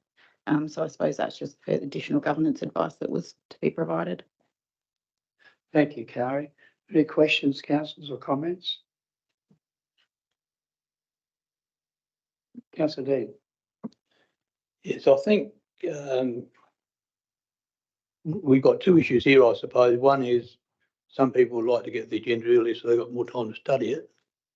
The other issue is one of our obligation to the residents and ratepayers to actually make decisions in a timely manner and also in a transparent manner, as Carrie mentioned. If we go with this recommendation, I would say almost inevitably every meeting there would be a supplementary agenda. And if an item is not urgent according to the current proposed, that comes in after that, according to the current proposed wording in the code, then that would not be a supplementary agenda item, that'd be carried over to the next meeting. So the effect of that will be to delay decisions, which makes us a more bureaucratic and less responsive organisation, and something that I think is a backward step. The other point I'll make is that agendas are quite large. The way you tackle the reading of that agenda can determine how long it takes to do it. The essential thing with an agenda is you need to master the important and key points and be confident that the more routine matters are correct and okay. And so a bit of prioritising, a little bit of intelligence in the way you study the agenda can make the time you spend on it more profitable and shorter. So I think when I weigh the advantage for having more time to study the agenda against the bureaucratic inefficiency and the poor governance of this proposal, I'm opposed to it. Thank you, Councillor Dean. Further questions or comments, councillors? Councillor Lynn? Yes. Had made the point once before that I work out what I want to find out about beforehand, and you know how to read the agenda. Sometimes I might go through it and it might take me an hour and a half to do a précis of it. Yeah, so I agree with Dean. I think the supplementary agenda issue is definitely a thing that we'd end up with it all in the next meeting. Thank you, Councillor Lynn. Anything further? Councillor Simon? If I can just make a comment about the supplementary agenda, it does say in the Code of Practice for Meeting Procedures that a supplementary agenda will be provided if, and there's only 3 ways that this is going to happen. And two of those ways are entirely in the elected members' domain. So we can make sure that there is no supplementary agenda. Those two ways are a question of notice is received past those 11 days. A motion on notice is received past these 11 days. So we can control that. So we can definitely make sure that it doesn't happen in the future. The only one that we can control is if the CEO considers a matter urgent, and then he can say that we need some supplementary agenda. So to say that we're going to get supplementary agendas every time and it's going to be inefficient, all that sort of stuff, is just not true, because it's only if we work inefficiently, then we're going to be inefficient, or if Richard works inefficiently, then it's going to be inefficient. But I don't think that Richard works inefficiently because he's a very efficient guy, and we can make sure that we're not going to ask questions or motions on notice past those 11 days. So we will not get any supplementary agendas. It's entirely in our hands. Thanks, Councillor Simon. Councillor Collins? Yeah, I agree with what Simon's saying. We've got, as elected members, we just put in the motions, we'll know the rules and we stick by them. And if something comes in later, then we're in trouble. But getting back to what the review of local government is saying, if you want young people who have got a job and are busy, and the expectation to read it in 3 days, it's not reasonable. So if you've got a job, if you're retired, you know you've got time. You can do it. You know, if you've got 3 kids at home and you've got a job, you haven't got time. If you want to get young, energetic people into local government, you got to make sure they can cover all the detail that needs to be covered. And I think that this is and it's good of Carrie to bend the rules a bit, in her opinion. And I think that I think it'll be a good thing for council if we adopt it. Yeah, thanks, Councillor Collins. Currently, we have 6 days. The agenda comes out on a Wednesday, and we have meetings the following Tuesday. So we've got, a reasonable time to absorb. Well, that's a good time for a lot of people to be able to read the agenda, I would have thought. But you've got 3 children, you're playing sport, all these things, it is hard. Like there's a lot of expectation on people to do it. And so the weekend, you say, oh, you'll do it on the weekend. Well, my weekend most time is, either at tennis, football, netball, whatever. There's a lot of time taken up. So it's quite easy if the kids have flown the nest and you've got not much to do, or not as much to do. But if you want to get young people into local government, you've got to make it easier for them to do it. No, that's hard to argue. Don't intend to. But any further questions? Councillor Dean? Just one. The thing that I'm concerned about is that the only suggestion in the code for things the CEO would put in a supplementary agenda, apart from the 2 that Councillor Simon mentioned, is urgent matters. So does that basically mean non-urgent matters that come up in that period are a month old by the time they get into the agenda? The point I'm making is that that's bureaucratically poor practice. It just makes it more of an unresponsive bureaucracy.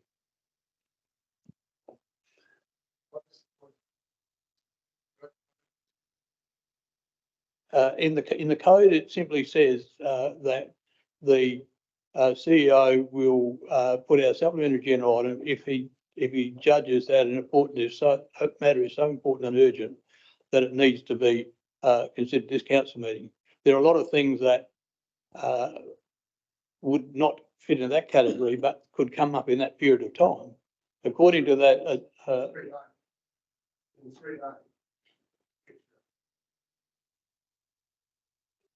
it's got to be that the supplementary agenda item is coming out 3 days before. So that's 11 take 3 days, 8 days. Well, you already got 6, so say 3 days.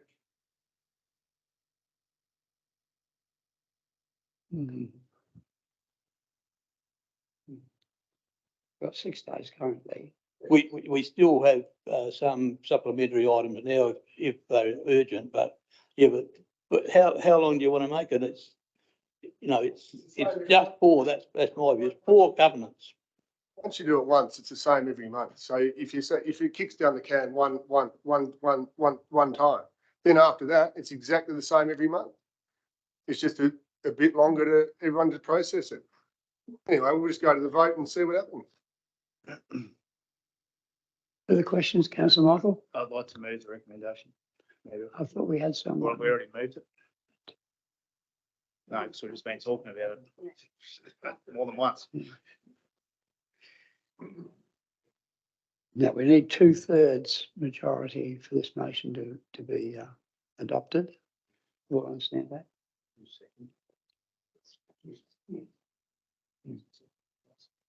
So, okay, we're all comfortable with what's up on the board? Yeah, I'd just like to speak briefly to the motion, Mayor Bill. So there's been a fair bit of discussion, I guess. Look, my experience outside of the council world is that, you know, it's not unreasonable, and in fact, it's, you know, contractual requirement on some projects that I work on that you issue an agenda at least a week clear before a meeting. You know, with this particular, as an example, you know, this agenda, without criticising anybody, it came out at, I think, or it's dated 5:30 on Wednesday night. And then we received a very helpful governance email later on the Thursday. And so, I mean, I don't sit there on the Light Regional Council website and refresh it until the agenda comes up. So, you know, I'll check it throughout the day. So for me, that meant I got to it around Thursday. And it's over 500 pages long. And so, you know, I think for me to do my job as a councillor that I'm paid for, that, you know, the 30% of people who voted at Muddler Wirra Ward and that a proportion of them voted for me, expect me to spend time on it and thoughtfully consider it and, you know, ask questions and make decisions. My view is to do that properly. Some additional time would be beneficial. And I do certainly agree with Simon in that, you know, whilst it might be clunky the first time, we'll get into a rhythm where we'll be more organised and perhaps more strategic about how we, you know, how we ask for things, how we come to the staff with motions or for reports or whatever it might be. So for all those reasons, I'm supportive of this, and that's why I moved the motion. We have one councillor missing tonight too, Councillor Bill Close, who's a very experienced councillor, as we're all aware. I wonder if we could put a third point in there that we do this on a trial basis and review it in 3 months or 6 months and see how it's working. And if it's not working, we've lost no skin. We've just trialed something that we thought was going to be a good idea, or if it is working, we can pat ourselves on the back. But it's a big call, and once it's there for life. And I would really have liked to have seen every councillor have the opportunity to vote as well as. Can't we just, if it doesn't work, we just put the reverse recommendation and put it back, revert to what the Act said? So I don't think, I'm not supportive of amending that. I just put it up there, give it a go. If it doesn't work, someone can put the motion to say to revert back to what it was. Well, that's what I was asking there, just to have a third dot point that gives us a review period to review it. And I think that's fair and reasonable. Not getting too many nods, so maybe it's not. But, and I just feel that that's pretty harsh. And not that I disagree with it. I agree with parts of it. I think 11 days is a bit rich. I think the 6 days we've got now is reasonable and fair from my perspective. And I'm a fairly busy person too, by the way, and I can manage reading that. And when we say 500-page agenda, that was, but the agenda itself was, I think, 80 pages. The others was the attachments. And we don't need to understand and read all those attachments. That's why we have professional staff. That's where the decisions and the recommendations are in our agenda come from. That's just evidence. We don't have to read all the attachments, all the appendices of a council meeting, unless it's a specific topic. I 100% disagree with that. You disagree with it or agree? I 100% disagree with that. Okay, you're allowed to. That's why we're here. Councillor Lynn? I'm just thinking we've got a thing at Hewitt with Stillwell in February. Why don't we put it to that meeting? It's been moved and seconded. It's been moved and seconded. That's right. I'm chairing the meeting, Councillor Collin. Could I put the motion? Yes, you can. You did. Okay, all right, the discussion's obviously over. All those in favour? Those against? The motion's carried. Thanks, councillors.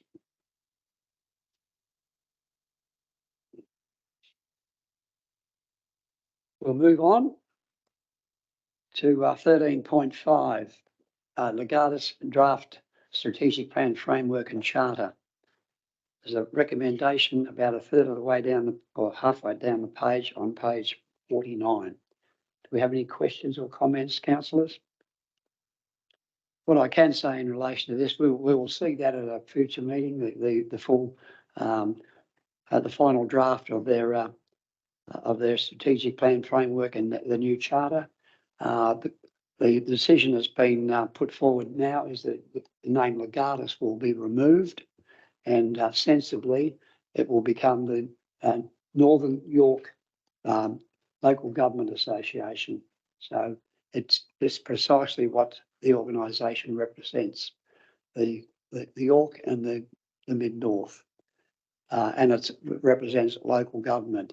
The Legatus name, I don't know, well, I do know, I was at the meeting when they adopted that name, but it means nothing. It's a commercial name, I suppose. It could be something, a pair of shoes or something like that, but it had nothing to do with local government at all. And when you say you're a member of the Legatus group, they don't know what you're talking about. So they're looking at Northern and York, which fits in line with the Northern and York Landscape Board. So the two can come together as who already work together across that same region. I'll move the recommendation. Thanks, councillor. Then someone like to second that? I want to ask Councillor a question. Fabio. Questions, councillors? Yes. Councillor. Just further to Councillor? what you were saying, could you just refresh my Oh, memory yes. on what we get out of Legatus? Like, Oh, I know you go to the meetings and you come back and tell us. well, without going into too much detail, because Legatus is an advocacy group made up of 15 councils, and we put in and we get advocacy through that. But also the Special Local Roads Program, we have been very, very beneficial of that program, including the current year. We've made a lot of money from that. If we're not in this group, we don't qualify. So that's straight away. That's a big, big number without anything else. But the list goes on, and we've had presentations here with Legatus, and who Simon, as the CEO, will certainly come along and present the new charter to us as well. And we're currently members now. If for some reason we want to bail out, and 15 councils have all stuck together over a long period, so there must be something in it. We need to give 6 months' notice. 6 months? Yeah, 6 months' notice to do that. So it's not immediate. That's part of the rules. But anyway, that's where we're at with Legatus at this point in time. The charter's just being finalised, the new charter, and that will be presented to council in the near future. Anything further, Councillor Michael? Thanks, Mayor Bill.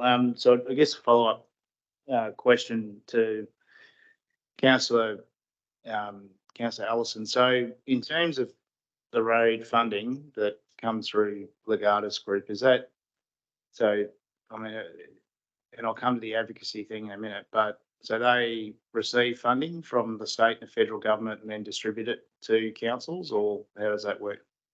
I'd pass over to Richard too. Yeah, through the chair. The funding applications go to the Local Government Transport Advisory Panel, which I'm a member of. And the applications are all screened through Legatus prior to them being received by that panel. So basically our modest investment each year of less than sort of $12,000 is probably netting us over $1 million a year in funding. How is that? Because they support the drafting of those grant Correct. applications? Correct, because we are part of a greater planning, and so the Legatus Group actually do the regional transport plan, of which we form part of. So there's a whole bunch of those sort of plans that actually form part of, if you like, the supporting documentation. So we consider it being a small amount.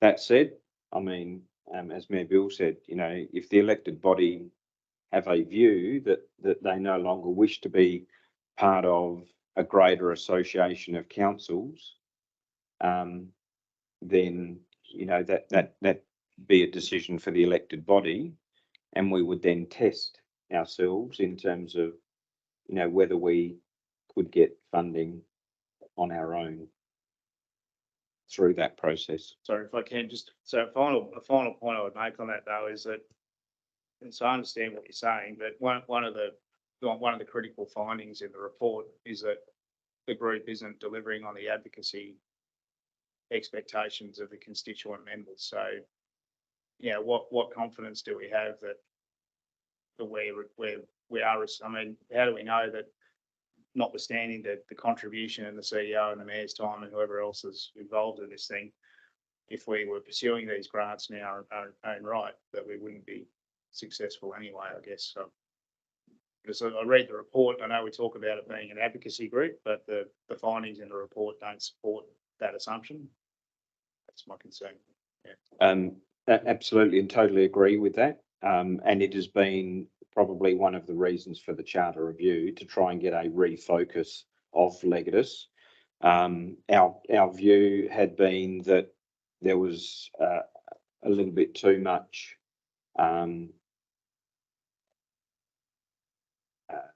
license given to what it was getting involved in, and it wasn't focusing on the advocacy for change at the regional level.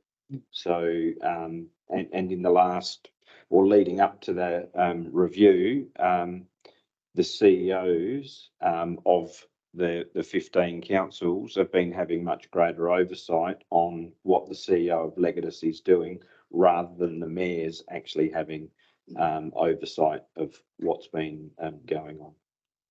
So it is a different structure that we're looking at the moment. So.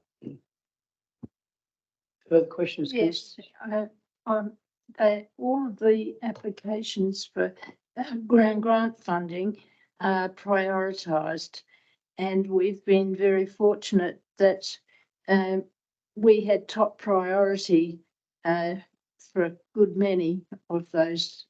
That's why we received so much money. Am I right? That was one of the reasons, yeah. But we just keep putting applications in. Yes, that's right. We've got, obviously, being a more southern council, we have a much greater range of strategic road network than some of the, the other councils as you, head further north. And equally, we're probably lucky because we have more money for matching funding as well. So we're lucky from a couple of points of view. But look, I don't have a strong view either way for being involved in Legatus, but I do believe in associations of councils working together, and that's certainly something that occurs. Thank you, Richard. Thanks for that. Any further questions, Councillor Simon? Yes, I just want, I agree with what Richard just said there. I think it's really important for councils to work together in any case, like, SAS is strength. So I think it's a great thing. That's really what my question is. So is there other associations like that? Like, do we have neighbouring associations that do the same thing? So is the whole of South Australia split up into these sort of regular size organizations? Is there any comparison of, if we're saying that we got all this grant funding because of that, is there any comparison that other Legatus types, things get the same grant funding outcome? or similar grant funding outcome? It's like, can we compare them between each other? Can we say like this is punching above its weight, or it's not, or is there some sort of way to My compare these? understanding, Councillor Simon, that as Commonwealth funding, and I think it's allocated to each of the regions, and it's the regions like Richard rightly said, then dispose it through their members. So you can't compare apples with oranges, for example, but they're getting their quota of the funding through federal government sources. But, I think, to be able to bring 15 mayors and 15 CEOs together is a pretty good thing. And I don't think we'd be doing ourselves a great deal of good by not being at the table, but that's a council decision. So any further questions? Just a quick question or comment, Mayor Bill. So just on the grant applications, the report actually, the recommendation is that the people that responded to this in table 1 on page 6 actually want less support from Legatus, assisting member councils to identify and apply for grants. So right at the top of the list is advocating on local government matters of regional importance, funding, regulation, cost shifting, things that we've spoken about in here before. So, I mean, it's interesting. It's almost like some of these respondents actually don't need that support on the grants. They're looking for Legatus to, and we've talked about this with, the landscape SA stuff and, boundary reform. I don't know if our friends at Gawler are part of the same group or not, but, that sort of thing seems to me what these respondents wanted to focus on and not so much the grants. But anyway, that's just a comment. Further questions, councillors? Councillor Collin? In the report, it says there's a council pulling out and a couple thinking about it. Who's pulled out? Of Legatus? Yeah.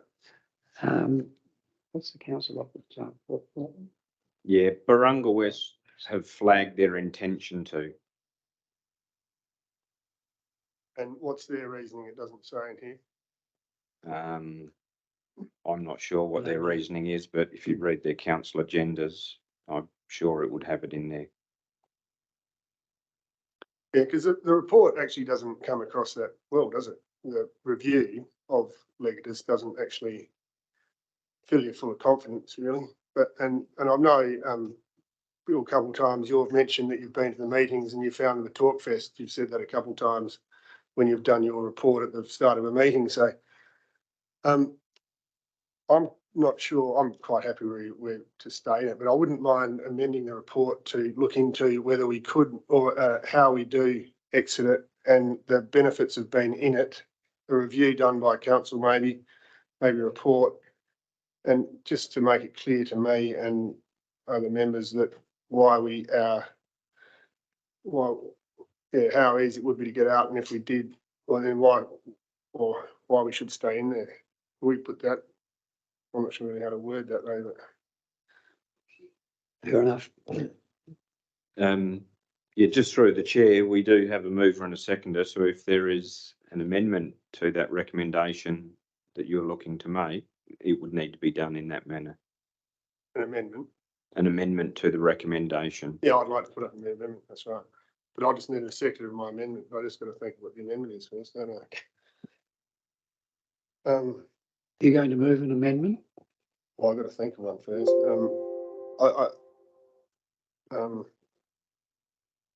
I was actually, before I was reasonably confident I wanted to withdraw our membership, but could we put a number 3?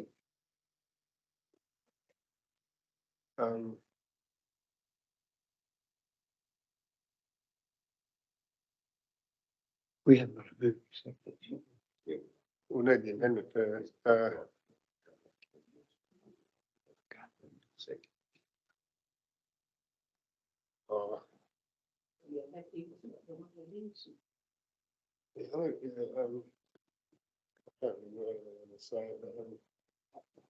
Just through the chair, the recommendation as it is does not preclude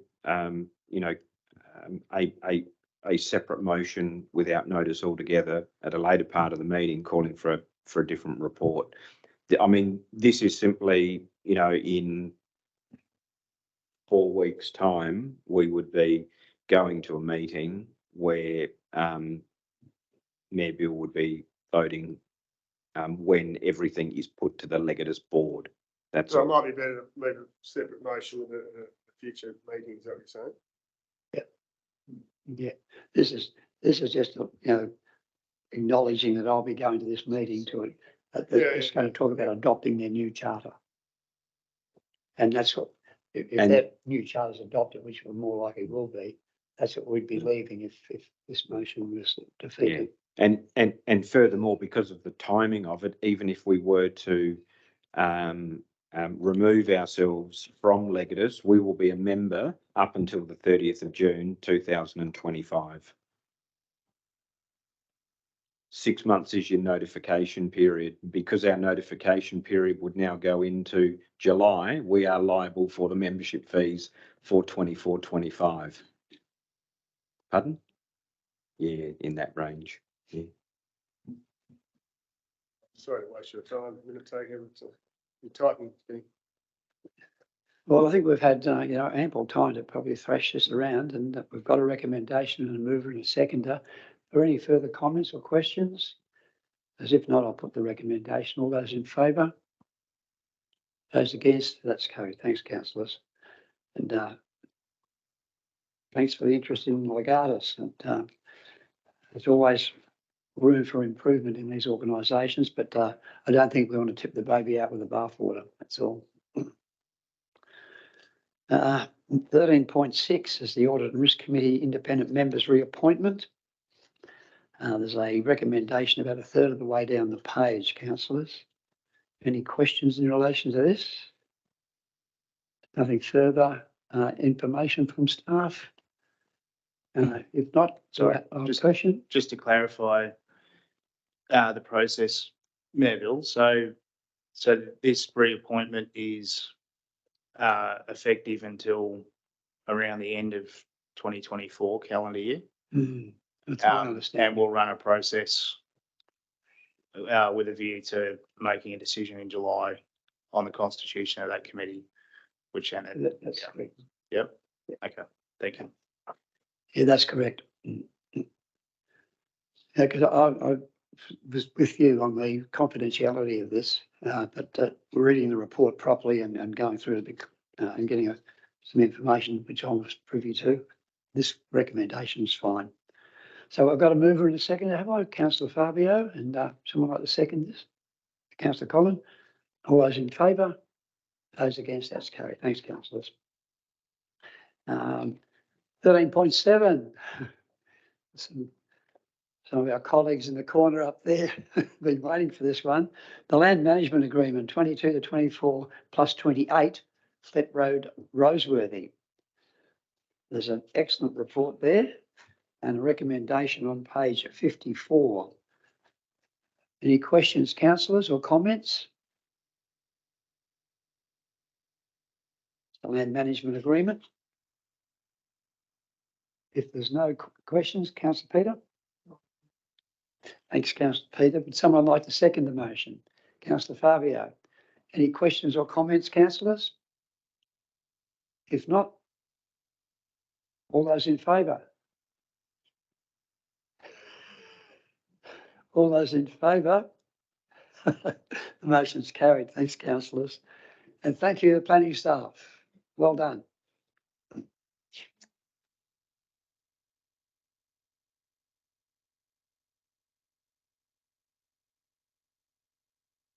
The next item, councillors, is 13.8 is the Roseworthy Soldiers Memorial Hall request for some support. There's a well set out report and a recommendation on page 58. Just a reminder, councillors, to Roseworthy on Friday is our Australia Day citizenship ceremony and awards ceremony. I hope to see everybody there. I'm sure we'll get a pretty good roll up out there. I'm not sure if it'll knock over Dutton Park last year because, boy, gee, that was a big audience. But you never know. It's a growing area and there's a lot of nice people out there that enjoy Australia Day. And we've got 9 new citizens to to tap on the head. So that's a good one as well. Councillors, the recommendation about 2/3 of the way down the page. Is there any comments or questions? I have a mover, Councillor Lind, and a seconder, Councillor Allison. Any questions or comments? If not, I'll put that recommendation. All those in favour? Those against, that's carried. Thank you, councillors.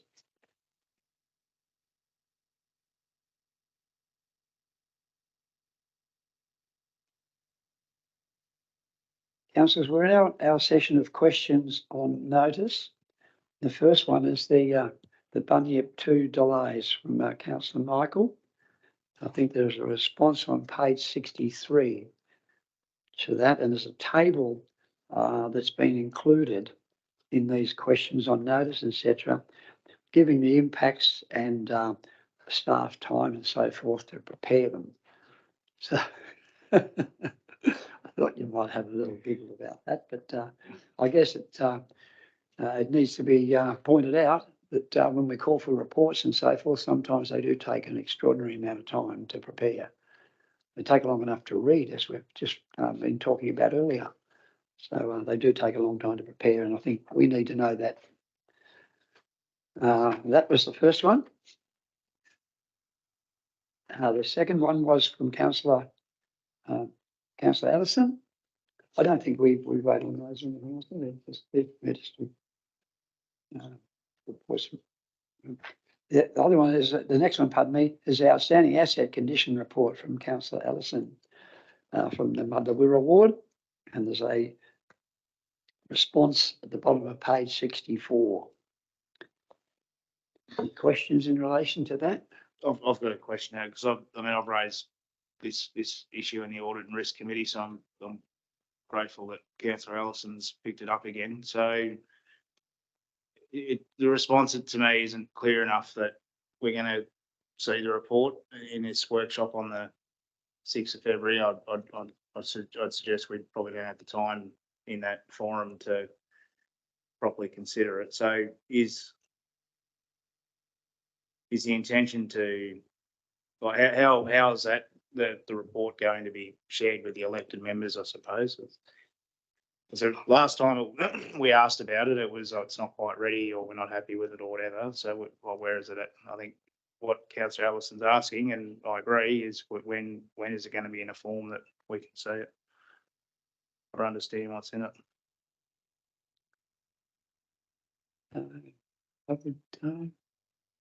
Thanks, Meg. Can you respond to that one for us? Thanks. Through the chair, the workshop, so the information session that will be held in February will have the information available to you. Notes data. There'll be a report. I'm not sure if it will be completed at that time. Thanks, thanks, Megan. Anything further, councillors? Councillor Collins? Yeah, will that fella be at that meeting? The fella that we did at the last information session, who was author of it and did all the research, and he won't be presenting at the meeting. So No, he won't be at the meeting. No. Right. So why was it the last one?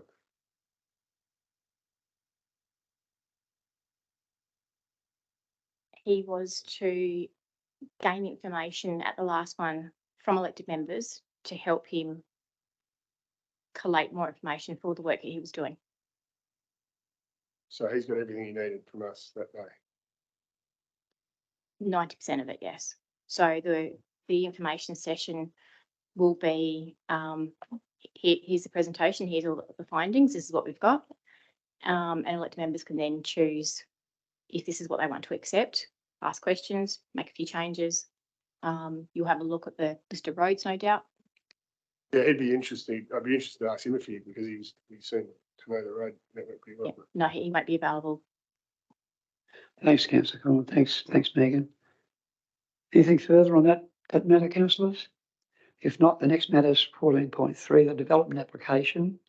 This one was submitted by Councillor Michael.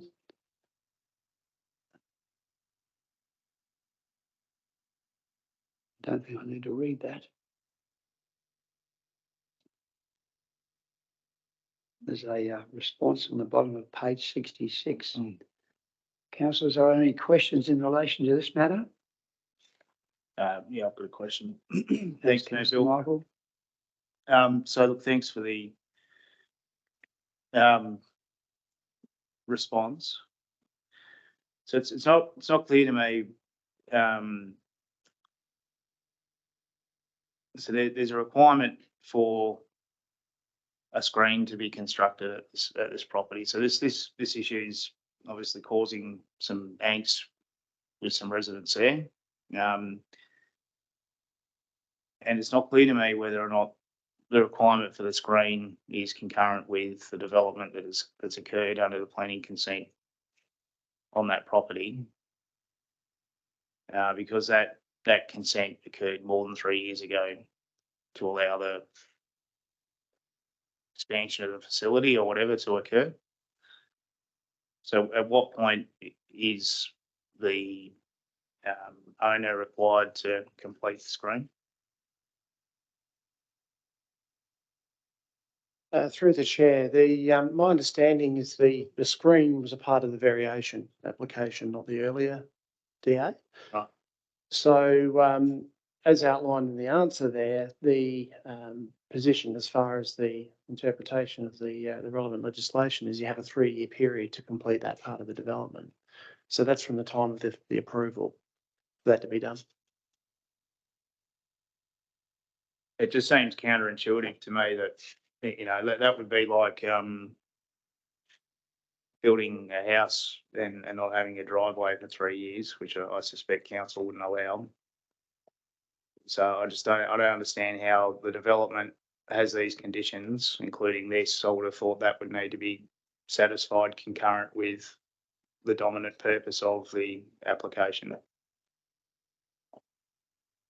Yeah, so through the chair, the purpose of the application was to amend hours of operation, which can happen basically as soon as the approval is granted.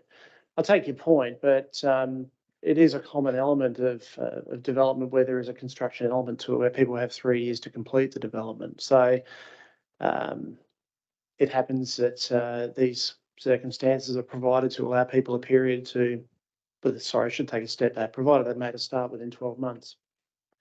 But it may be that the screen is put in within that time frame, and that's in the power of the applicant.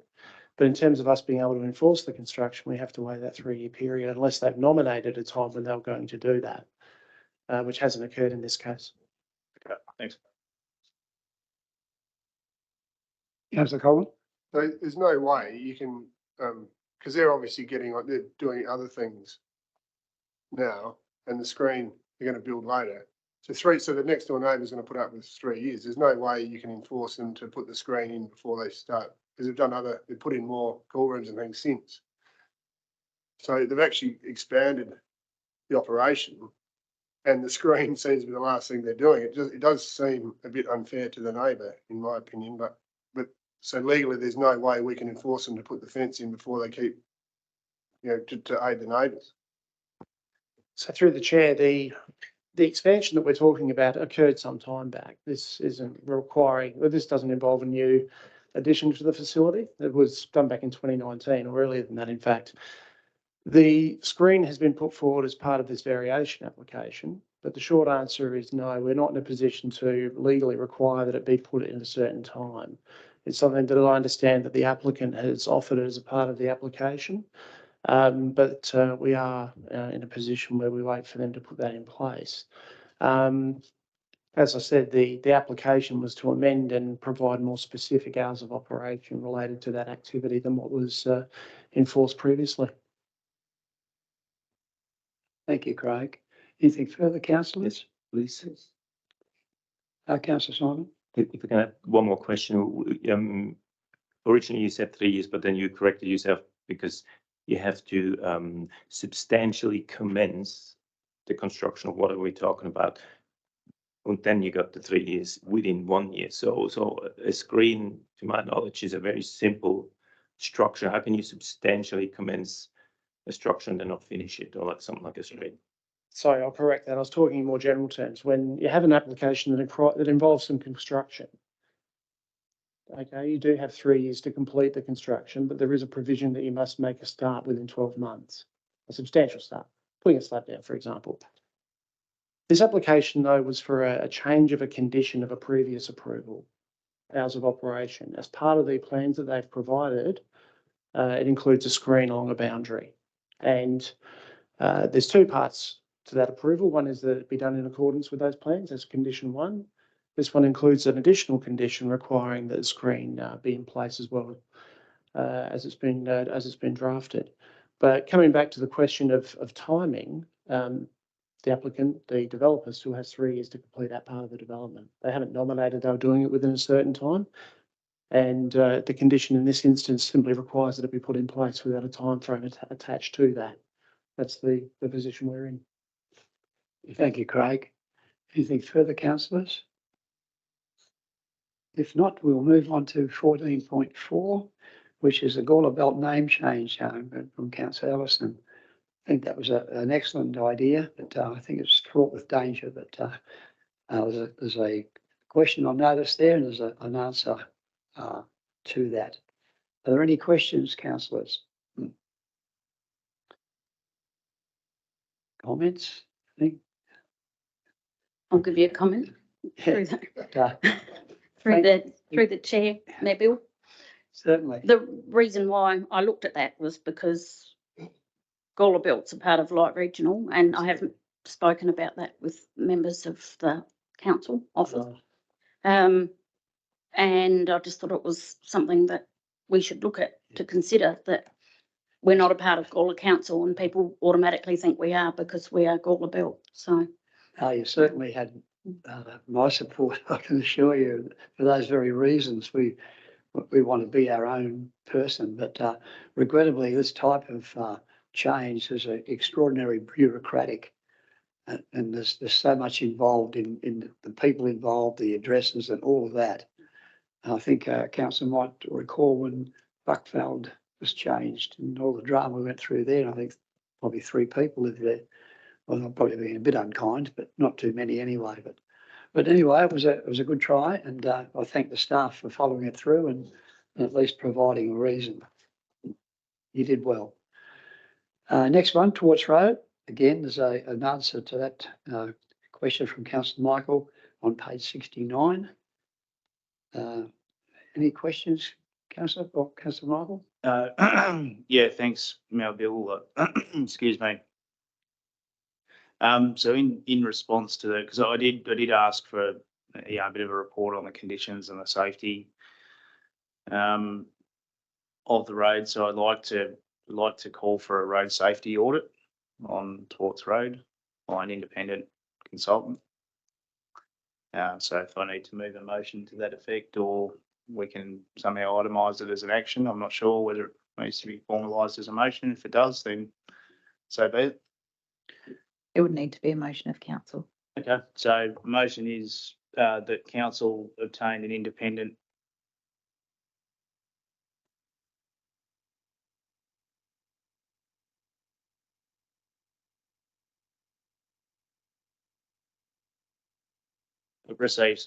an independent road safety audit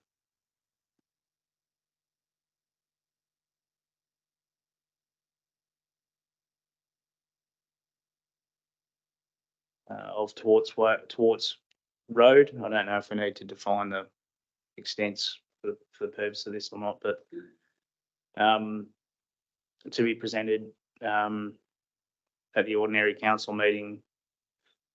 My experience is these take a couple of weeks, so January, February, March 2024.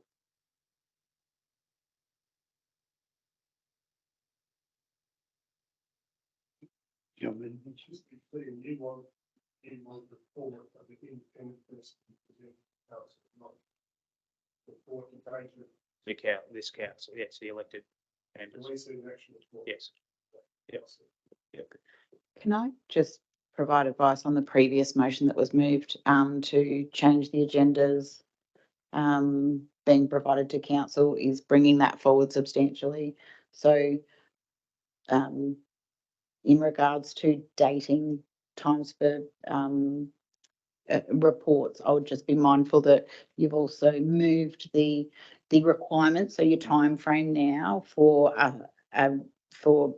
member of staff to then seek a consult. Yep. Receive, have the consultation take place. Yep. And then receive that information and then provide a substantial report back to council. Yep. That would just be my recommendation from governance because of that earlier motion today. Okay, no, I accept that recommendation, Carrie, so we'll make it April. Yeah.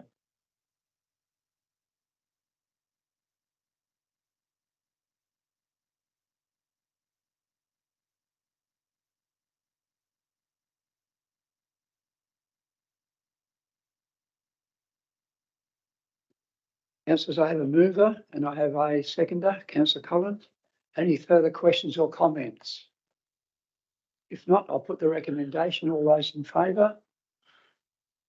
Those against, that's carried. Thank you, councillors. We move on now to our motions on notice. First one being the short stay accommodation from Councillor Michael. And the motion is on about a third of the way down page 71. And there's a table at the bottom there as well as to give some indication of the work that's been done in relation to this. I have a mover, which will be Councillor Michael, I assume. Councillor Michael. Now, anyone like to second this motion? Councillor Collin. Are there any comments or questions? No, just very briefly, Mayor Bill, so the purpose of this motion is fairly self-evident, I think. You know, there is, and we've heard already, you know, a timely way from our presentation earlier today that there's a shortage of accommodation in this council area. You know, I'm not politically persuaded to wage a war on people that invest in property and all that sort of thing, but I am curious to know whether or not it is a constraint on the availability of rental property in this area or not.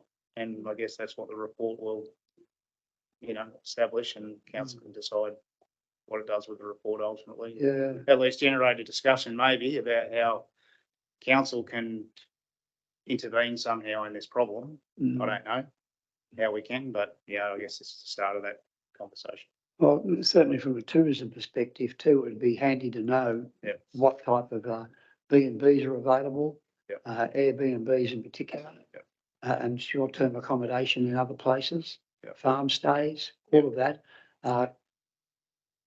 Collecting that information wouldn't be simple, so I hope we're going to give a bit of a timeline on this to provide that report. Well, I think my understanding is council has to approve Okay. short stay accommodation, so it shouldn't be too complicated, but I guess I'll take advice from staff on how long they think this will take and decide then. Any comment there, Craig, or whoever's going to be driving this? 10 hours, it says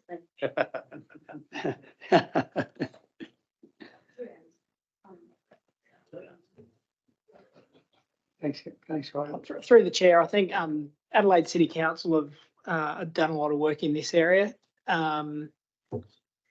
So sort of we'll draw upon their experiences, but we can certainly look at the numbers of short-term accommodation that are in our area to add to the work that Adelaide City Council's done. So I could see a report to February being achievable. Yeah, I just.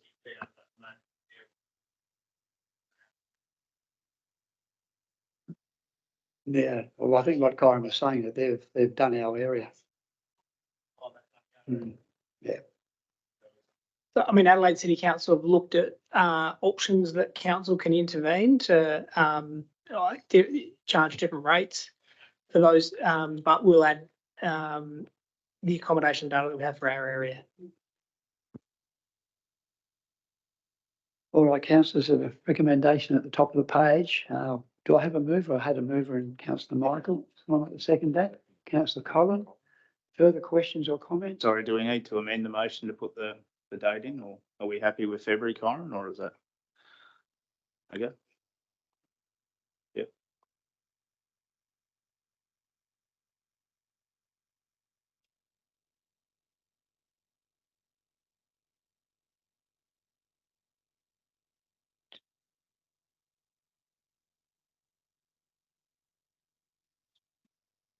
you're not giving yourself much time, Kyron.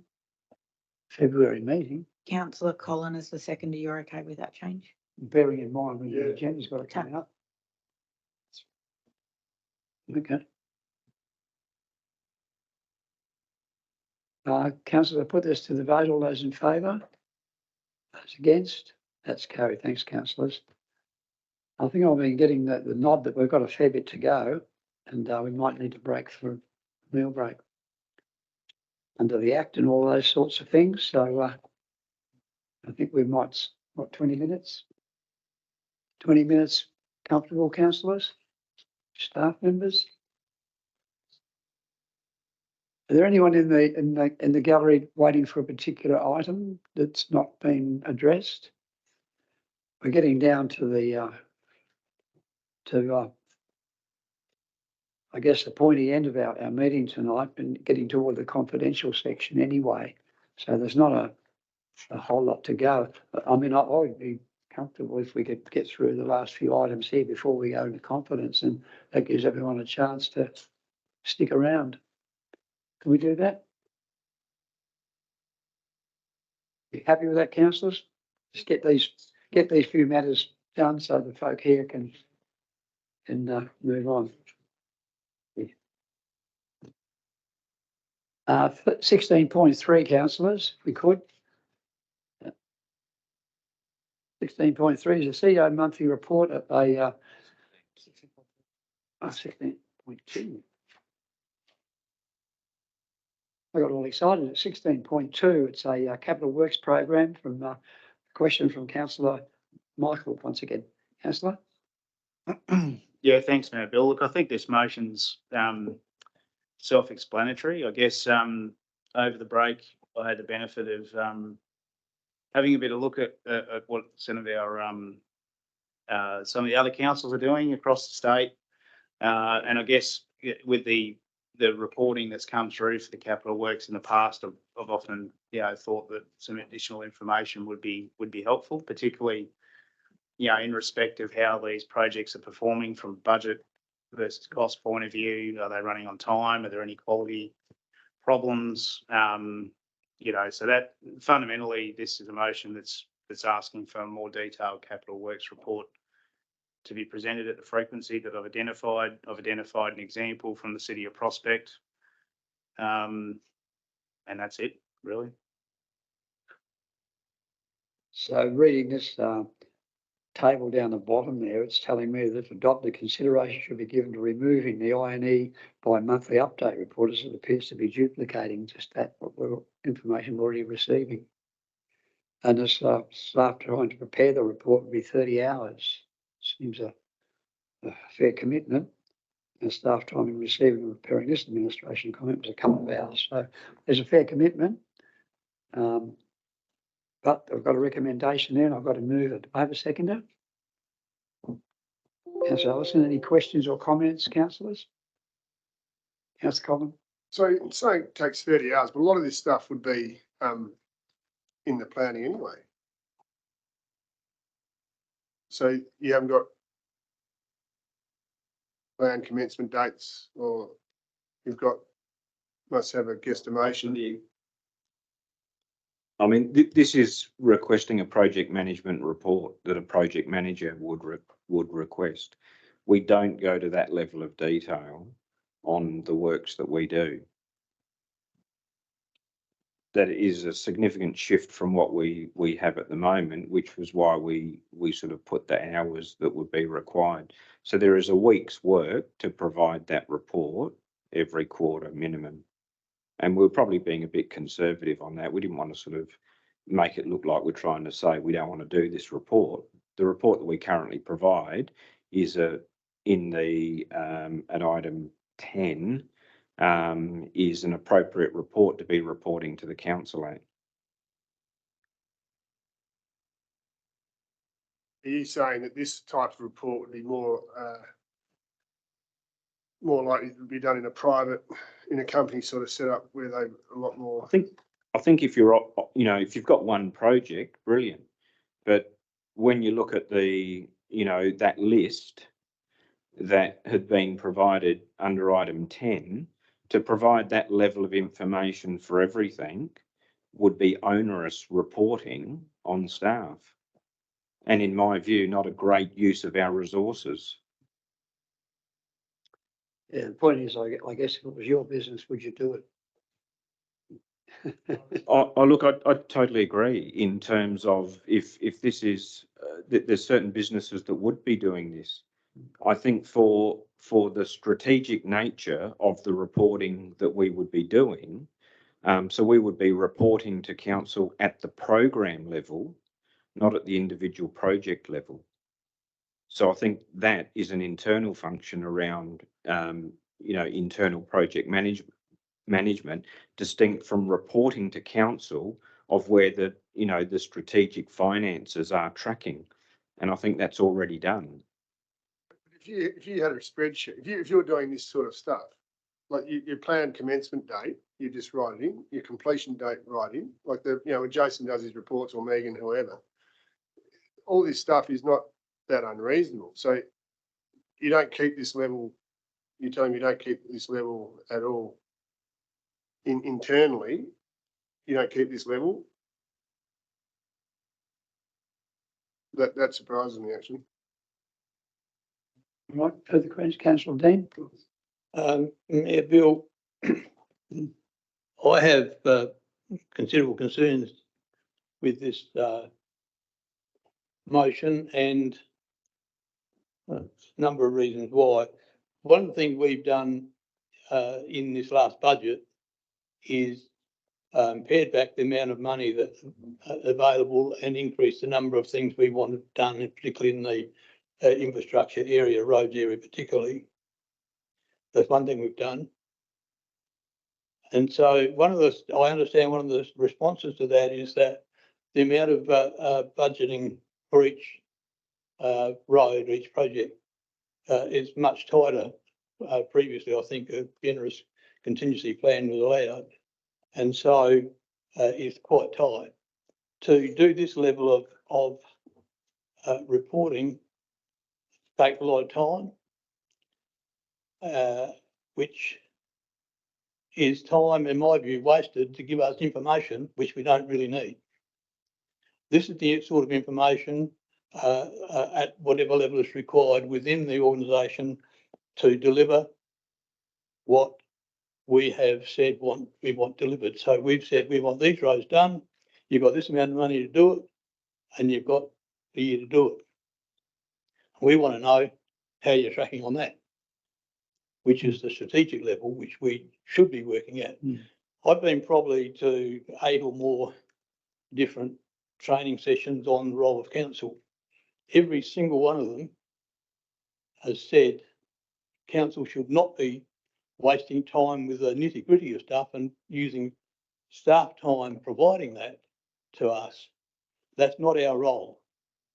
Our role is to say, these are the policies, these are the projects we want done, here's the funding, you deliver it and you report to us so we can track that you're actually delivering it, so that at the end of the financial year, if it's not delivered, we know why. And there are quarterly reports and whatever to keep us informed of that, and bi-monthly reports that we have, one today on infrastructure stuff. That level of reporting, if you look at all of the things here, there are hundreds of hours of busy work, which we are asking, if we pass all these motions, staff to do. So we give them less money, we give them more things to do, and then we give them a whole lot of busy work to waste their time.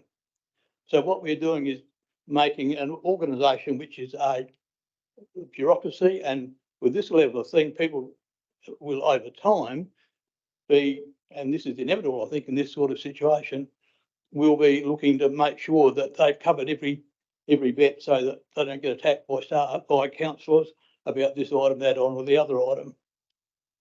We are heading down a path with this sort of approach, which is detrimental to our council in terms of its core function of delivering outcomes to our ratepayers. It is an absolute waste of time, and I'm strongly opposed to it. Through the chair. Thank you, councillor Dean. Councillor Flynn. I'm just looking at the note that is on the discussion. For an example of what is requested, refer to the City of Prospect in their ordinary meeting. City of Prospect has very few roads like we do. We have a lot of roads that are dirt roads. There are all sorts of roads, and I'd like to know how many points you would give to that example of Prospect, City of Prospect ordinary council meeting. We might be sort of getting towards sort of micromanagement. Is that what you're getting at, councillor Dean? What, the way I see it is that this kind of approach, we are really trying to exercise operational control via notices of motion of council. And we shouldn't be doing that. And it's a waste of our time and staff time. And furthermore, it shows that we don't trust staff and that we try and look over their shoulder on every little thing. And, you know, there is a collateral damage, if you like, to this sort of approach. And that is staff culture, staff morale, and what staff spend their time on. Do they spend it on getting the job done, minimum money, maximum efficiency, or they spend the time saying, well, I need to do this, need to write this up, I need to do that, and take hours and hours of work to do it? It's an absolute waste of time. Thanks, councillor. Any further questions, comments? Councillor. If I can make a comment, I am in two minds about this, because I do agree that we do not want to waste the staff's time on stuff that we don't need. However, and I think it's a big however, to me, I run a construction business. These things, that's common practice. I obviously have all these on there. Like if some external person would ask me, fill out this form, I go to my computer, go like clicks, and there it is, because I do have to have this information to be efficient. So to me, it's more the thing that shocks me is that this doesn't happen. Like I would expect this is just common information for any project. If you run a project, you need to know these things. And if you look back on the projects that we have run, they're always out of time, they're always over budget. So there's a reason for that, because we don't have these controls. So I necessarily don't I don't need to know this actually. That's totally correct. I completely agree with Councillor Dean. But the shocking bit is that you guys don't have that. You should have this control over what you're doing. That's where the issue is at. And so therefore, I assume Councillor Michael, which has been in the commercial industry, like professional, like construction for all his life, would know exactly the same thing, that every operator that does projects. I mean, I know so many project managers in Sarah and Batch and GCGM, wherever, they would all have these on their fingertips. At any time, they would go clicks and they would know these things. You should be able to do that. Councillor Simon, do you have a selection of progress photos of your projects? Yeah, it's funny to say that. Actually, I was just about to say, I didn't think I need to mention it. That's the only thing I personally don't do, because I got the photos in my head. But yeah, every other project. Would you have a discussion on progress of relevant every period? Single time? So absolutely. There's quite a few things on there. But of course you do that. How do you have control over, like the project? You obviously know the plan commencement and completion. It's obviously you have to even have that in every applications. These things comes in your contracts. That's in there, mandatory. The reason for foregoing difference, if there would be any difference, there's variations to every contract if you don't meet these conditions. Approved budget, obviously that's the contract price. It cost extended to date. That's a progress payment. It's like all these things are absolutely clear things in every operation you do. So like I said, to me it's shocking that we don't have that. I don't really want to know it, and I agree with Dean, we don't need to do any busy work, but this doesn't seem to be busy work. This seems to be effective management of projects. And the bigger picture is really that, and Dick pointed it out, there must be some mistrust out of whatever reason that you guys don't do this. And here we go. All right, councillor, any further questions or comments? Just got a quick, so when you do these things, so you must have an iPad and everything must be put in when you're starting things, and how much, when you start the job, how much material is going to go on the road. You must have that information, surely. Like, you know, I start my header, I start harvesting, it tells me how much grain's going in, you know, it's, my farm's been yielding that for 15 years. It's not that hard to know that I know this stuff. So I was a bit like Simon, I thought you'd know this stuff and we were asking to see it, but you actually don't know it. Is that what you're telling us? No. No, you're not telling us. No, I said all of that information is not available. So there's information that we know, it's not all in the one spot. And there's different ways that it's done. I mean, what is a project? What is a program? We report to you guys at a program level because you approve a budget at a program level. We'll report back to you at a program level. So we'll run with unders and overs. There'll be 40 kilometres of road resheeting done. We're not that concerned whether, one road's a few $100s over or 1,000 over or 5,000 over, because we're looking at the end. We're running it as a program. That's what we would do. We would run it as a program. So at the start of the year, we would have the budget and it would show what's in the program and we would work to the program is what we would do. Councillors, I think we might need to try and wind this up a bit because we're miles off our normal meeting procedures and that's my fault.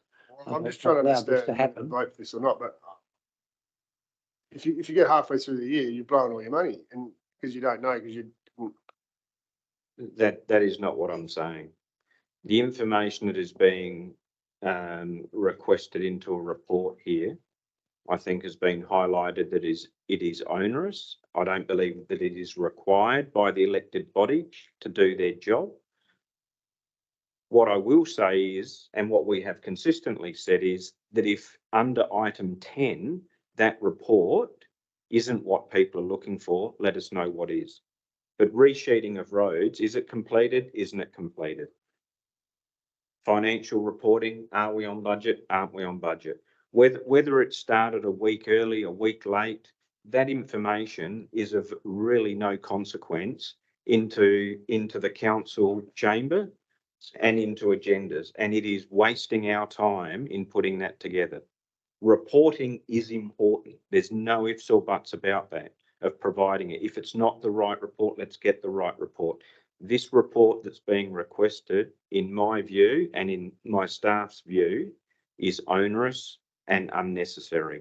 And what we don't want to do is go through unnecessary reporting. I haven't had a chance to speak on my motion twice, Mayor Bill. I've only spoken on it once. Excuse me? I haven't had a chance to speak twice on my motion. Okay, you can go again.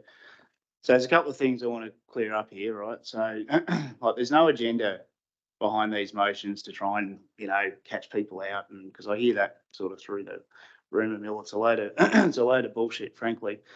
What this is about is culture.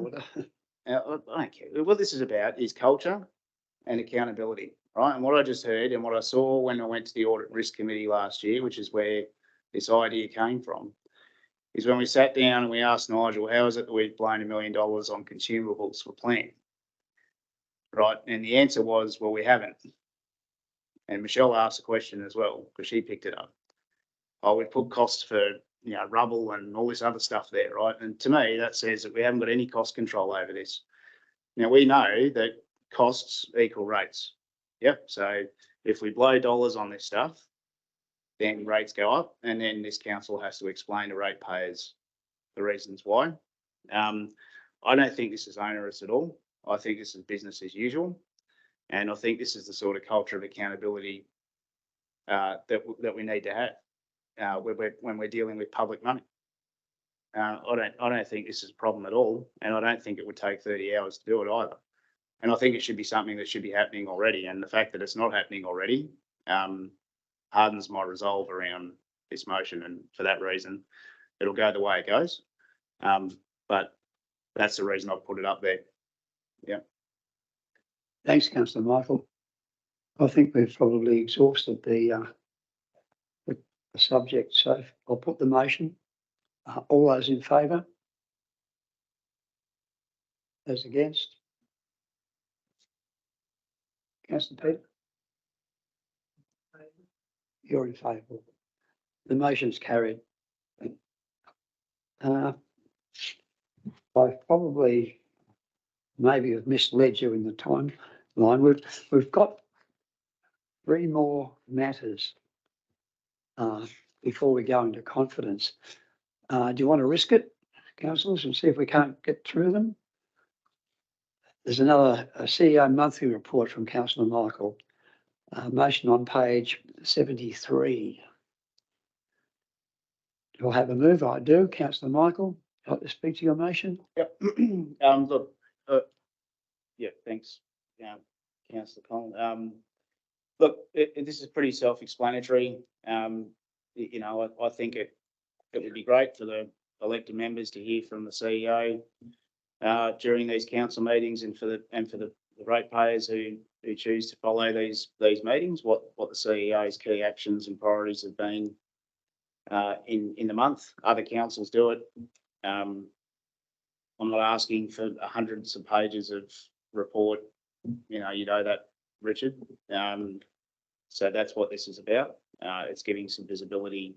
You know, ultimately, the CEO is accountable through the mayor to the elected body. And it's given us that, I guess, that visibility, and gives us the opportunity to get curious about certain things. Some months it might be ho hum, we move on. Yeah, but that's what it's for.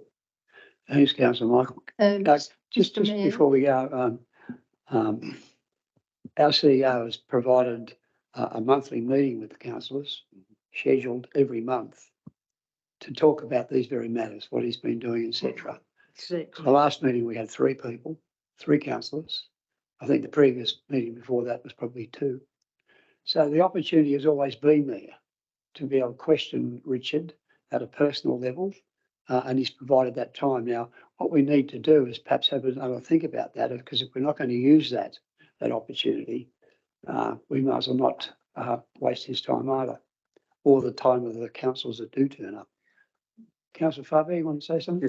Just in the interest of transparency, I guess, if the CEO was to give a brief overview of his commitments for the previous month, much the same way that you do, Bill, takes all of 5 minutes, then that way at least it's minuted and it's transparent to the public. Whereas I see a lot of value in the one-on-ones, absolutely, and you know, a lot of this discussion there is a lot more in depth, and certainly where I've been concerned, there's been elements of coaching as well, which is fantastic. I appreciate that, Richard. That's you know, that's not necessarily the ins and outs of what Richard's been up to for the month, and we don't need to know. I think, you know, the dotting the I's, crossing the T's, but 5-minute overview of just who he's met with, what's been discussed, that sort of thing, just so it's out in the public domain, and people understand. Well, you know, because there is that preconceived idea out in the public of, you know, what does the CEO actually do? Well, you know, and not saying it in a bad way, but just the public don't necessarily know what the role of a CEO is in council. And, you know, certainly if other councils are doing it, then there's obviously merit in it. So I'm going to support this one. Thanks, Councillor Fabio. Well said. Councillor Allison? Yeah, through the chair, Bill. I was the one that brought up about having the meetings monthly. When I brought them up, I was thinking it was going to be similar to what this is now. And further conversations with Carrie a while back, she led me to understand that if we have those meetings, we can't bring up all sorts of different questions for the CEO, because then it turns into a council meeting. If we want to question, you know, something of the CEO. So, yeah, I'm happy to take back those meetings from a Wednesday night and support this one. Fine. Thanks, Councillor Ali. Thanks for your honesty. Further questions, councillors? Yes, Mr. Mayor, when these meetings are held, people are not attending them. They forget they've got a phone and they can ring up and say, I'm not attending for a personal reason or some reason, or they can say, I've got a question for you, Richard, can you give me an answer? And he's always available on the phone, that if you want to know something, you just ring up and ask him. And it doesn't take 2 seconds to do that. It's when people don't come to these CEO catch-ups, that was asked for by Alison. She asked for that in the original, and I think it could work well, but people are just ignoring it. I can't understand it. Thanks, councillor Lee. Councillor Collins? I agree with Alison. I think it's, we should just replace those Wednesday meetings. I've been to all of them apart from one, and I did ring and apologise for not coming.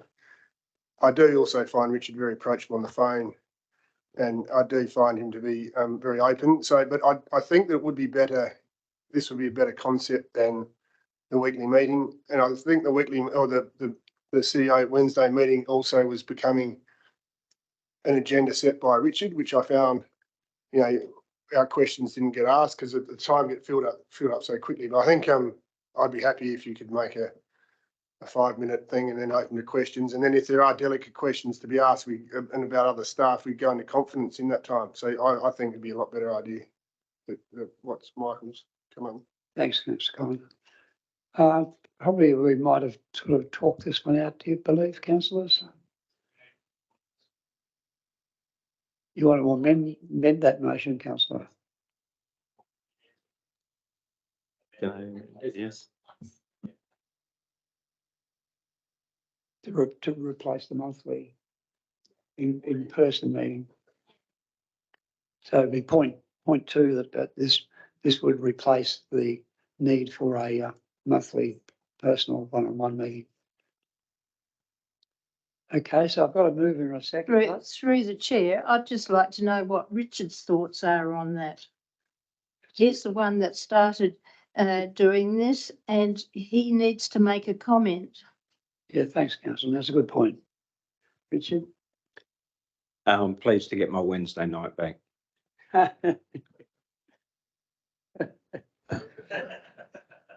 I have just a question, Mayor Bill. The monthly report, as Councillor Allison discussed it, I understand is a verbal one similar to your kind of report, and I think that's probably better than a written one. If that's, it doesn't mention either. Doesn't say a written report. No, that's not really what I intended. So, you know, I think it's just I gave the example of the Mid-Murray Council. It's bullet points, you know, we've talked about anyway. You know, it's not War and Peace, you know, I went and had a coffee at 7:54 a.m. It's, you know, it's based on that sort of a model, and then it's committed into the agenda, and we can look at it, and it might be nothing of interest in there, and we move on, right? Or there might be something that is, you know, met with, I don't know, some state legatus, state government department, whatever, and we can get curious about it. That's as detailed as it needs to be. So in other words, you're looking for dot points. Yeah, more or less, yeah. Yep. Yeah. No, that's reasonable. Well, we've got a motion there. We've got a mover and a seconder, and I think we've all had a good chance to discuss this. Perhaps I'll put the motion. All those in favour? Those against? That's carried. Dean, do you for or against, Councillor?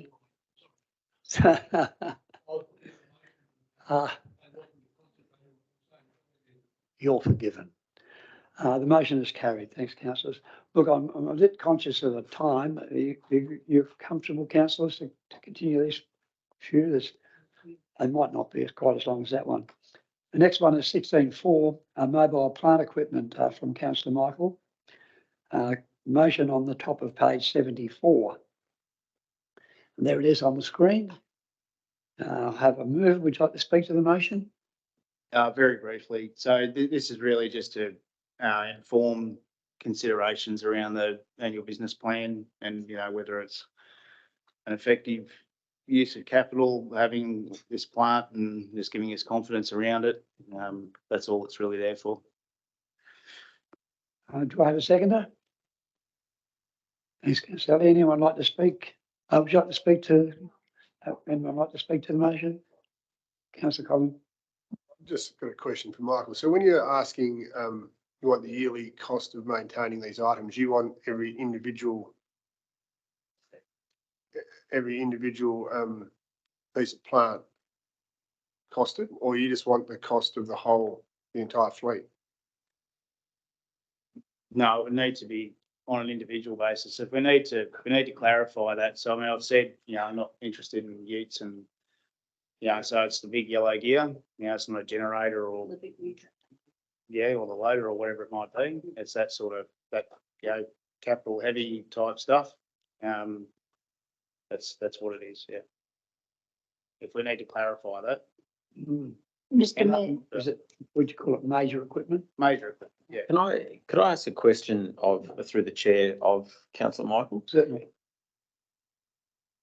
I guess I'm trying to look at what we're hoping to achieve in this motion, for the simple fact that you get like a wet year like we did the previous year, and you can have all the equipment in the world, all the people ready to operate the equipment, but if weather is against your side, that report's not going to look favourable, because you're going to say, well, hang on, we're paying X number of dollars to lease this equipment or to depreciate it or whatever, and it's only been used for, I'll pull a figure out of my backside, but say 300 hours for the year, and that's certainly not going to look favourable compared to say a year where weather is on your side. You've got the operators there. There's obviously other constraints with human resources, in regards to long service leave, things like that, availability of people, and and the projects that complement it as well, because there's some projects where it's basically the machine is going from point A to point B, short drive, whereas other times it's got to be trucked somewhere from A to B, and that obviously takes time, and it doesn't sound like a lot, but over a period of a year it would accumulate to a fair bit. So I'm not entirely convinced, and with all due respect, Councillor Michael, that this report would actually give any substance to what I understand where you're coming from, because I do similar reports, say, with our mobile plant and equipment as well. I'm not sure if the report would give a clear indication or even lead council or the elected members one way or another to sort of say, well, yes, we're not utilising it well enough, or we're doing a great job. I'm not sure. I need a bit more convincing, I guess. Yeah. Spoken to it once, and look, I think that those are good points that you raised, Councillor Fabio, and I guess that's why I have a level of curiosity about this, because I mean, if the plant's, the plant, has a cost to council, if it's not being utilised, it's costing money and it's not productive, then we need to look at whether or not there's value in retaining it or doing it a different way, or whatever, as part of the way that we look at setting the strategic direction of how the council goes about building and maintaining its assets or whatever, or how it spends its money. So really that's what it's about. If we've got the loader needs to work, I don't know, 1,900 hours a year, whatever it might be, and it's only working 1,000, but it's costing us the equivalent of 1,900 hours, and is it worth having it? And that's the conversation I suppose we'd need to have with the staff, and that's what that's about. Through the chair. Yeah. I thought we had a report from the Infrastructure Committee about plant. We had the full report on which ones were going to be replaced and when they weren't going to be replaced, and how many hours they'd done, and we had a report on that.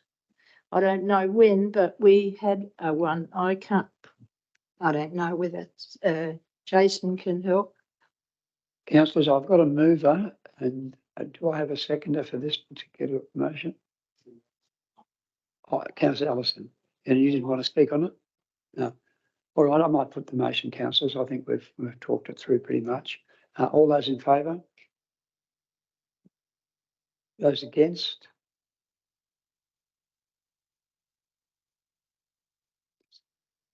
Casting vote. I'm against the motion, so the motion is lost. Hey. Excuse me? I call for a division. Yeah, you can, all those who were for the motion, could you stand behind your seats, please?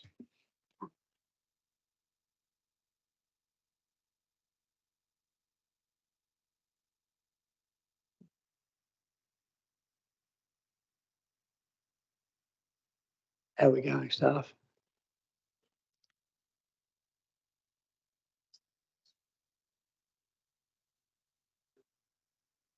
Oh, I was- Oh, you go, yes. You tried to trick me.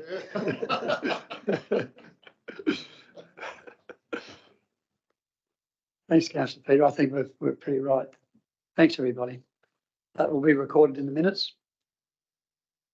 Zoe,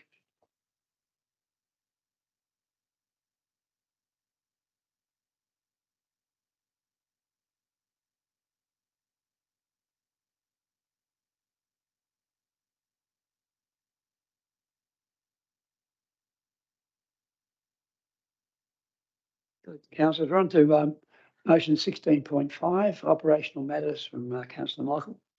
Councillor Michael, speak to your motion, please. Yeah, look, very briefly, there was a very lengthy discussion in the notes. Look, it's come up a couple of times and it came up again with respect to Councillor Dean's views on the reporting motion that I moved, that it's not the role of the elected body to become involved in operational matters. And look, I understand that to the extent that it's not up to the elected body to be making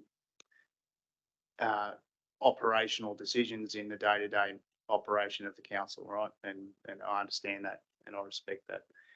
However, yeah, it's clear to me on a read of certainly the responsibilities of the Audit and Risk Committee and elsewhere that it is an expectation that the council has a level of curiosity about the operational performance and efficiency of the council.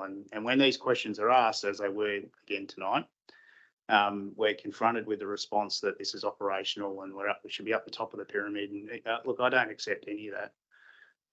And to the extent that that discussion has occurred and it becomes a way of or an argument against a decision, I'd like to seek some advice on it. Yeah, and that's what this motion's calling for. Someone like to second the motion? Yes. Councillor Peter, would you like to speak to it? No. Any further comments or questions, councillors? Councillor. Yes, Councillor I'd like to comment. I think this is an important motion because I think this operational thing's been thrown at us so many times and we wanted to inquire further. And I think it's very important to understand. I don't think it's about trying to influence the operations or like Councillor Dean said, micromanage anything or anything. It's not about that, but to make good strategic decisions and high-level decisions, you need to know the nitty-gritty all the way down. And if you don't understand, if you're not allowed to understand that, you can't really make the good decisions at the top. I understand we need to make high-level decisions and some of operational matters might be outside of that, but everything's based on the operations all the way down at the bottom. If you don't understand it, if you're not allowed to understand it, then we will never be able to make good decisions at the top level. So I'm totally support this. Kari, you had some information in relation to whether the presiding member can accept a motion. And there's three reasons why the presiding member cannot accept a motion. Would you have those handy? Okay, yes, maybe I certainly do. So with regards to a motion, so there are two different parts of the regulations to look at here. A mayor can refuse to accept a motion if it is outside of the power of council. That's with regards to section 12 and 0.7. So that would be if it would be ultra vires. With regards to questions, the chair can refuse to have questions answered if they are vague, irrelevant, or insulting or improper. there are also a couple of other parts of the regulations where you can defer questions to the next meeting, request them be on motion, on notice rather than without notice. And that's covered under section 9 in the regulations, 0.6. So it is a bit more complex than just you can and you can't. Correct. And I suppose there is certain times where legal advice would need to be received to see if a matter would be considered ultra vires and outside of a council decision.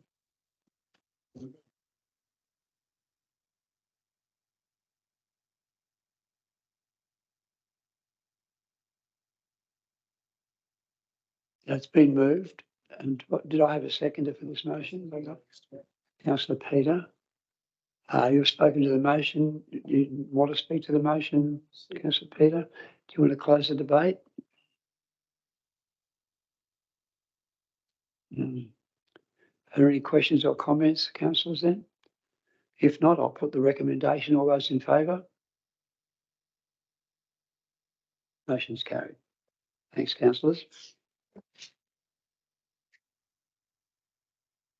I think this is the last one before we go into confidence. This one is sporting facilities, one from Councillor Collin.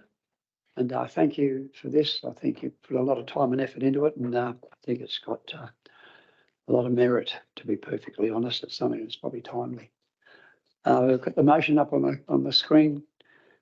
Councillors, are there any questions? Would you like to talk to your motion? Thanks, Councillor Collin.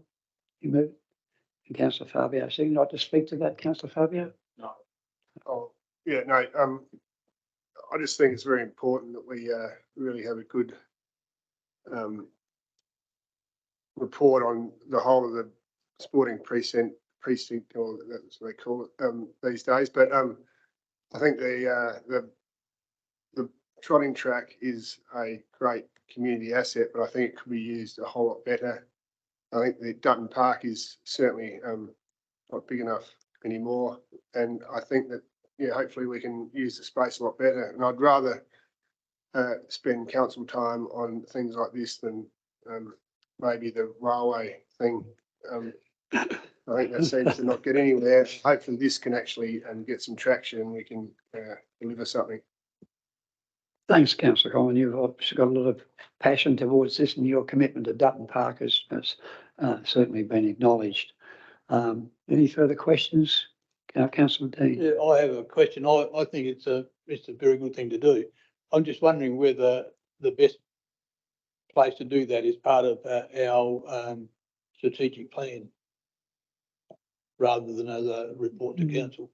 It's just that it would be, you could then integrate it more with perhaps other facilities, not just Kinkapunda. And but it is one that does need to happen. I'm sure. I'm just not sure whether that's the best way to do it. My question is, what do you think?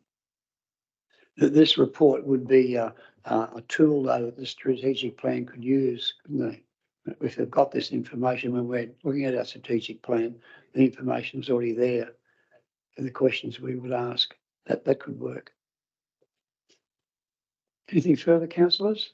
If not, I'll put this recommendation. All those in favour? Those against? That's carried. Thanks, councillors.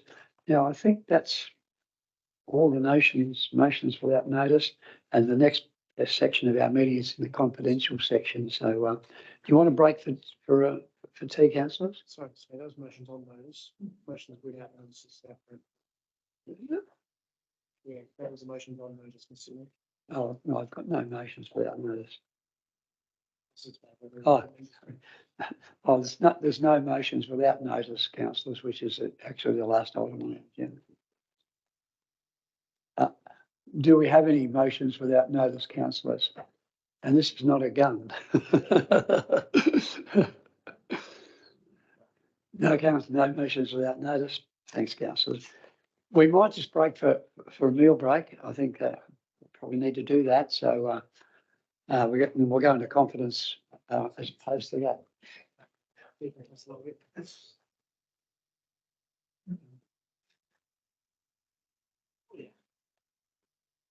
Circulation. Thanks. Sorry, Bill. No, thanks for, thanks for pointing that out.